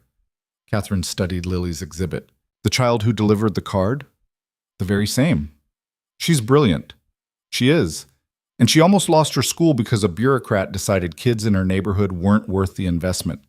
Catherine nodded slowly. "I see why this matters to you now. It's not abstract. It's her." She gestured to Lily. "And him." A nod toward Marcus, explaining his reading project to anyone who'd listen. "And all of them." A sweep of her hand encompassing the entire gymnasium full of children displaying what they'd learned. "Exactly." They stood together in silence for a moment, watching the science fair unfold. "Your father used to bring you to events like this," Catherine said softly. "When you were Lily's age. He'd take you to his school's science fairs and spelling bees and concerts. You'd come home so excited, talking about all the amazing things kids could do when given the chance." Evelyn remembered her father's pride in his students, his absolute conviction that every child deserves support and encouragement and opportunity. "I forgot," she admitted. "For years I forgot what that felt like. Forgot why education mattered beyond economics and social mobility. Forgot that it was about human potential and possibility and giving kids the tools to build better futures. But you remember now, thanks to Lily and her father and everyone at this school who refused to let me stay comfortable in my isolated world of wealth and power." The judges announced winners. Lily won first place in her category, accepting the ribbon with a smile so bright it seemed to light up the entire gymnasium. She rushed over to show Evelyn and Mark, both of whom hugged her with the kind of pride that had nothing to do with ribbons and everything to do with watching someone you loved accomplish something meaningful. Catherine watched the interaction, and when Lily finally noticed her, approached with typical 8-year-old directness. "Are you Miss Evelyn's mom?" "I am. She talks about you sometimes. She says you don't always agree, but you're trying to understand each other better." "That's accurate." "My teacher says that's what families do. They don't have to agree on everything, but they should try to understand why people think differently. It's called empathy. Catherine smiled, a real smile, warm and genuine. Your teacher is very wise. She is. Do you want to see my project? And just like that, Lily was giving Catherine Sterling a detailed explanation of solar energy and photovoltaic cells and why renewable energy mattered for future generations. Catherine listened with attention Evelyn had never seen her give to children before, asked intelligent questions, treated Lily's research with the same seriousness she'd treat a corporate presentation. Mark appeared at Evelyn's elbow. Your mother? In the flesh. I wasn't sure she'd come. She seems different than I expected. She's trying. That's new. They watched Catherine and Lily together, an unlikely pair finding common ground through science and genuine curiosity. Thank you, Mark said suddenly. For what? For everything. For saving Lily's school. For creating opportunities we never thought possible. For showing up every Thursday and treating our kids like they matter. For transforming your entire foundation because one 8-year-old reminded you why education was important. He paused, gathering his thoughts. You didn't have to do any of this. You could have accepted Lily's thank you card, sent a polite note back, and continued running your foundation from a comfortable distance. But you didn't. You showed up. You got involved. You let yourself be changed. And because of that, thousands of kids are going to have futures they wouldn't have had otherwise. Evelyn felt tears threatening. I should be thanking you, and Lily. You saved me from a life that looked successful but felt empty. You reminded me that money and power are just tools, meaningless unless you use them for something that actually matters. I think we saved each other, Mark said simply. Around them, the science fair continued. Children explaining their projects with enthusiasm, parents taking photos, teachers offering encouragement. The entire community celebrating learning and curiosity and the boundless potential of young minds given the chance to explore. This was what her father had spent his life fighting for. This was what the Sterling Foundation now existed to support. Not test scores or statistics or measurable outcomes, though those mattered too. But this, the messy, beautiful, profoundly human experience of children discovering what they were capable of. Later that evening, after the science fair ended and ribbons were awarded and everyone went home exhausted but happy, Evelyn sat in her penthouse with her laptop open, drafting her speech for the Foundation's quarterly report. But the words wouldn't come.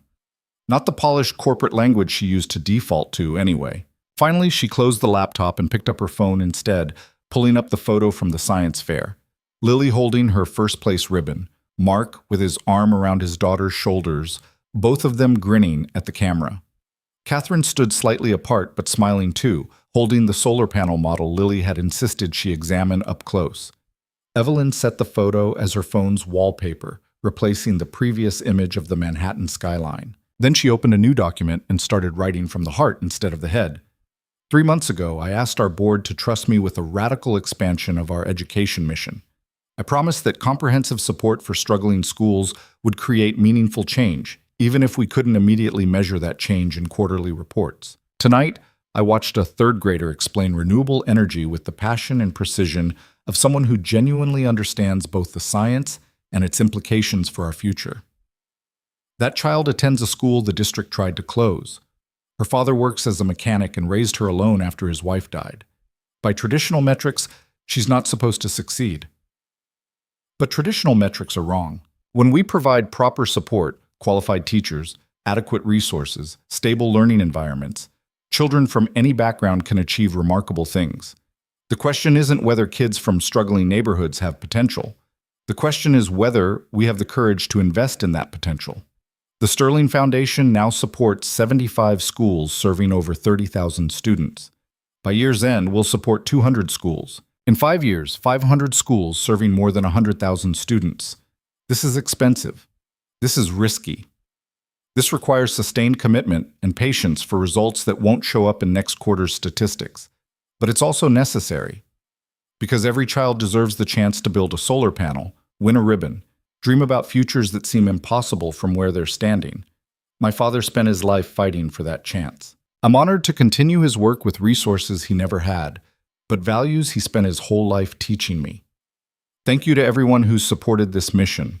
to the donors who've contributed financially, to the volunteers who show up and get involved, to the educators and parents and students who've welcomed us into their communities and taught us what education really means. And special thanks to Lily Hayes, who delivered a handmade card 3 months ago and reminded me that gratitude, kindness, and genuine human connection matter more than all the wealth and power in the world.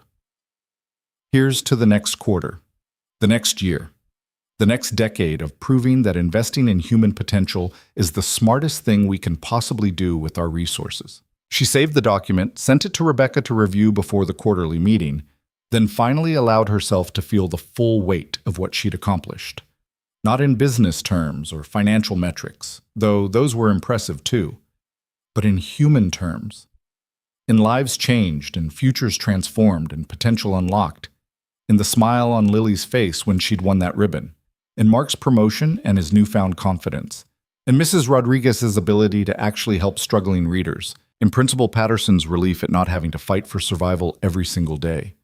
In her mother's tentative steps toward reconciliation and understanding. In her own rediscovery of purpose and meaning.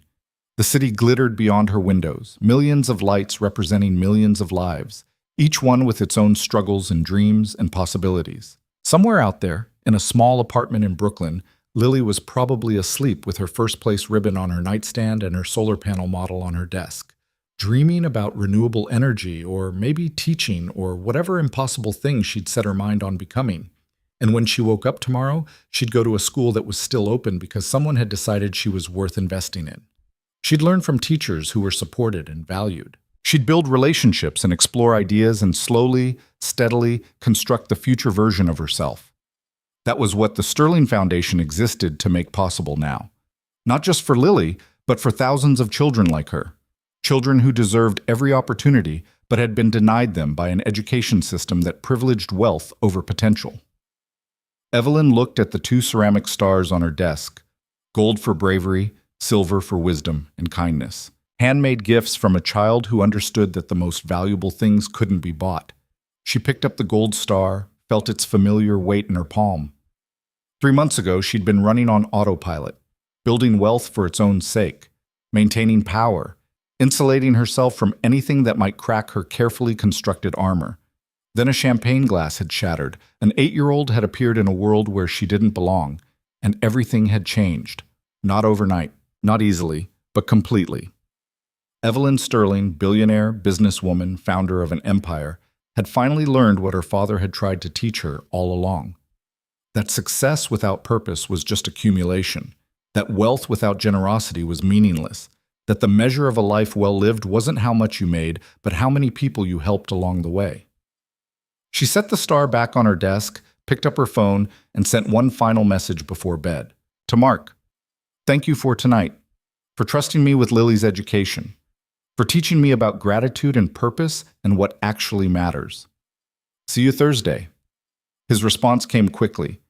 Thank you for showing up, for caring, for proving that sometimes people with power actually use it for good. Lily says you're her favorite person after me, and honestly, I think you might be mine too. Evelyn smiled, set the phone aside, and finally let herself rest. Tomorrow would bring new challenges. More schools to support, more donors to convince, more board meetings and strategic planning, and the endless work of trying to change a broken system. But tonight, she'd watched a child she cared about win a science fair ribbon, had seen her mother take tentative steps toward understanding, had felt the deep satisfaction of work that actually mattered. It was enough. It was everything. And it was only the beginning of a story that would continue long after she was gone. A story of education transforming lives, of potential unlocked, of futures built on foundations of opportunity and support and genuine human connection. A story that started with a champagne glass shattering and a brave little girl in light-up sneakers delivering a handmade card to a billionaire who'd forgotten how to feel. A story about gratitude and kindness coming full circle. A story about remembering what actually matters and finding your way home to the values that make life worth living, no matter how far you've wandered from them.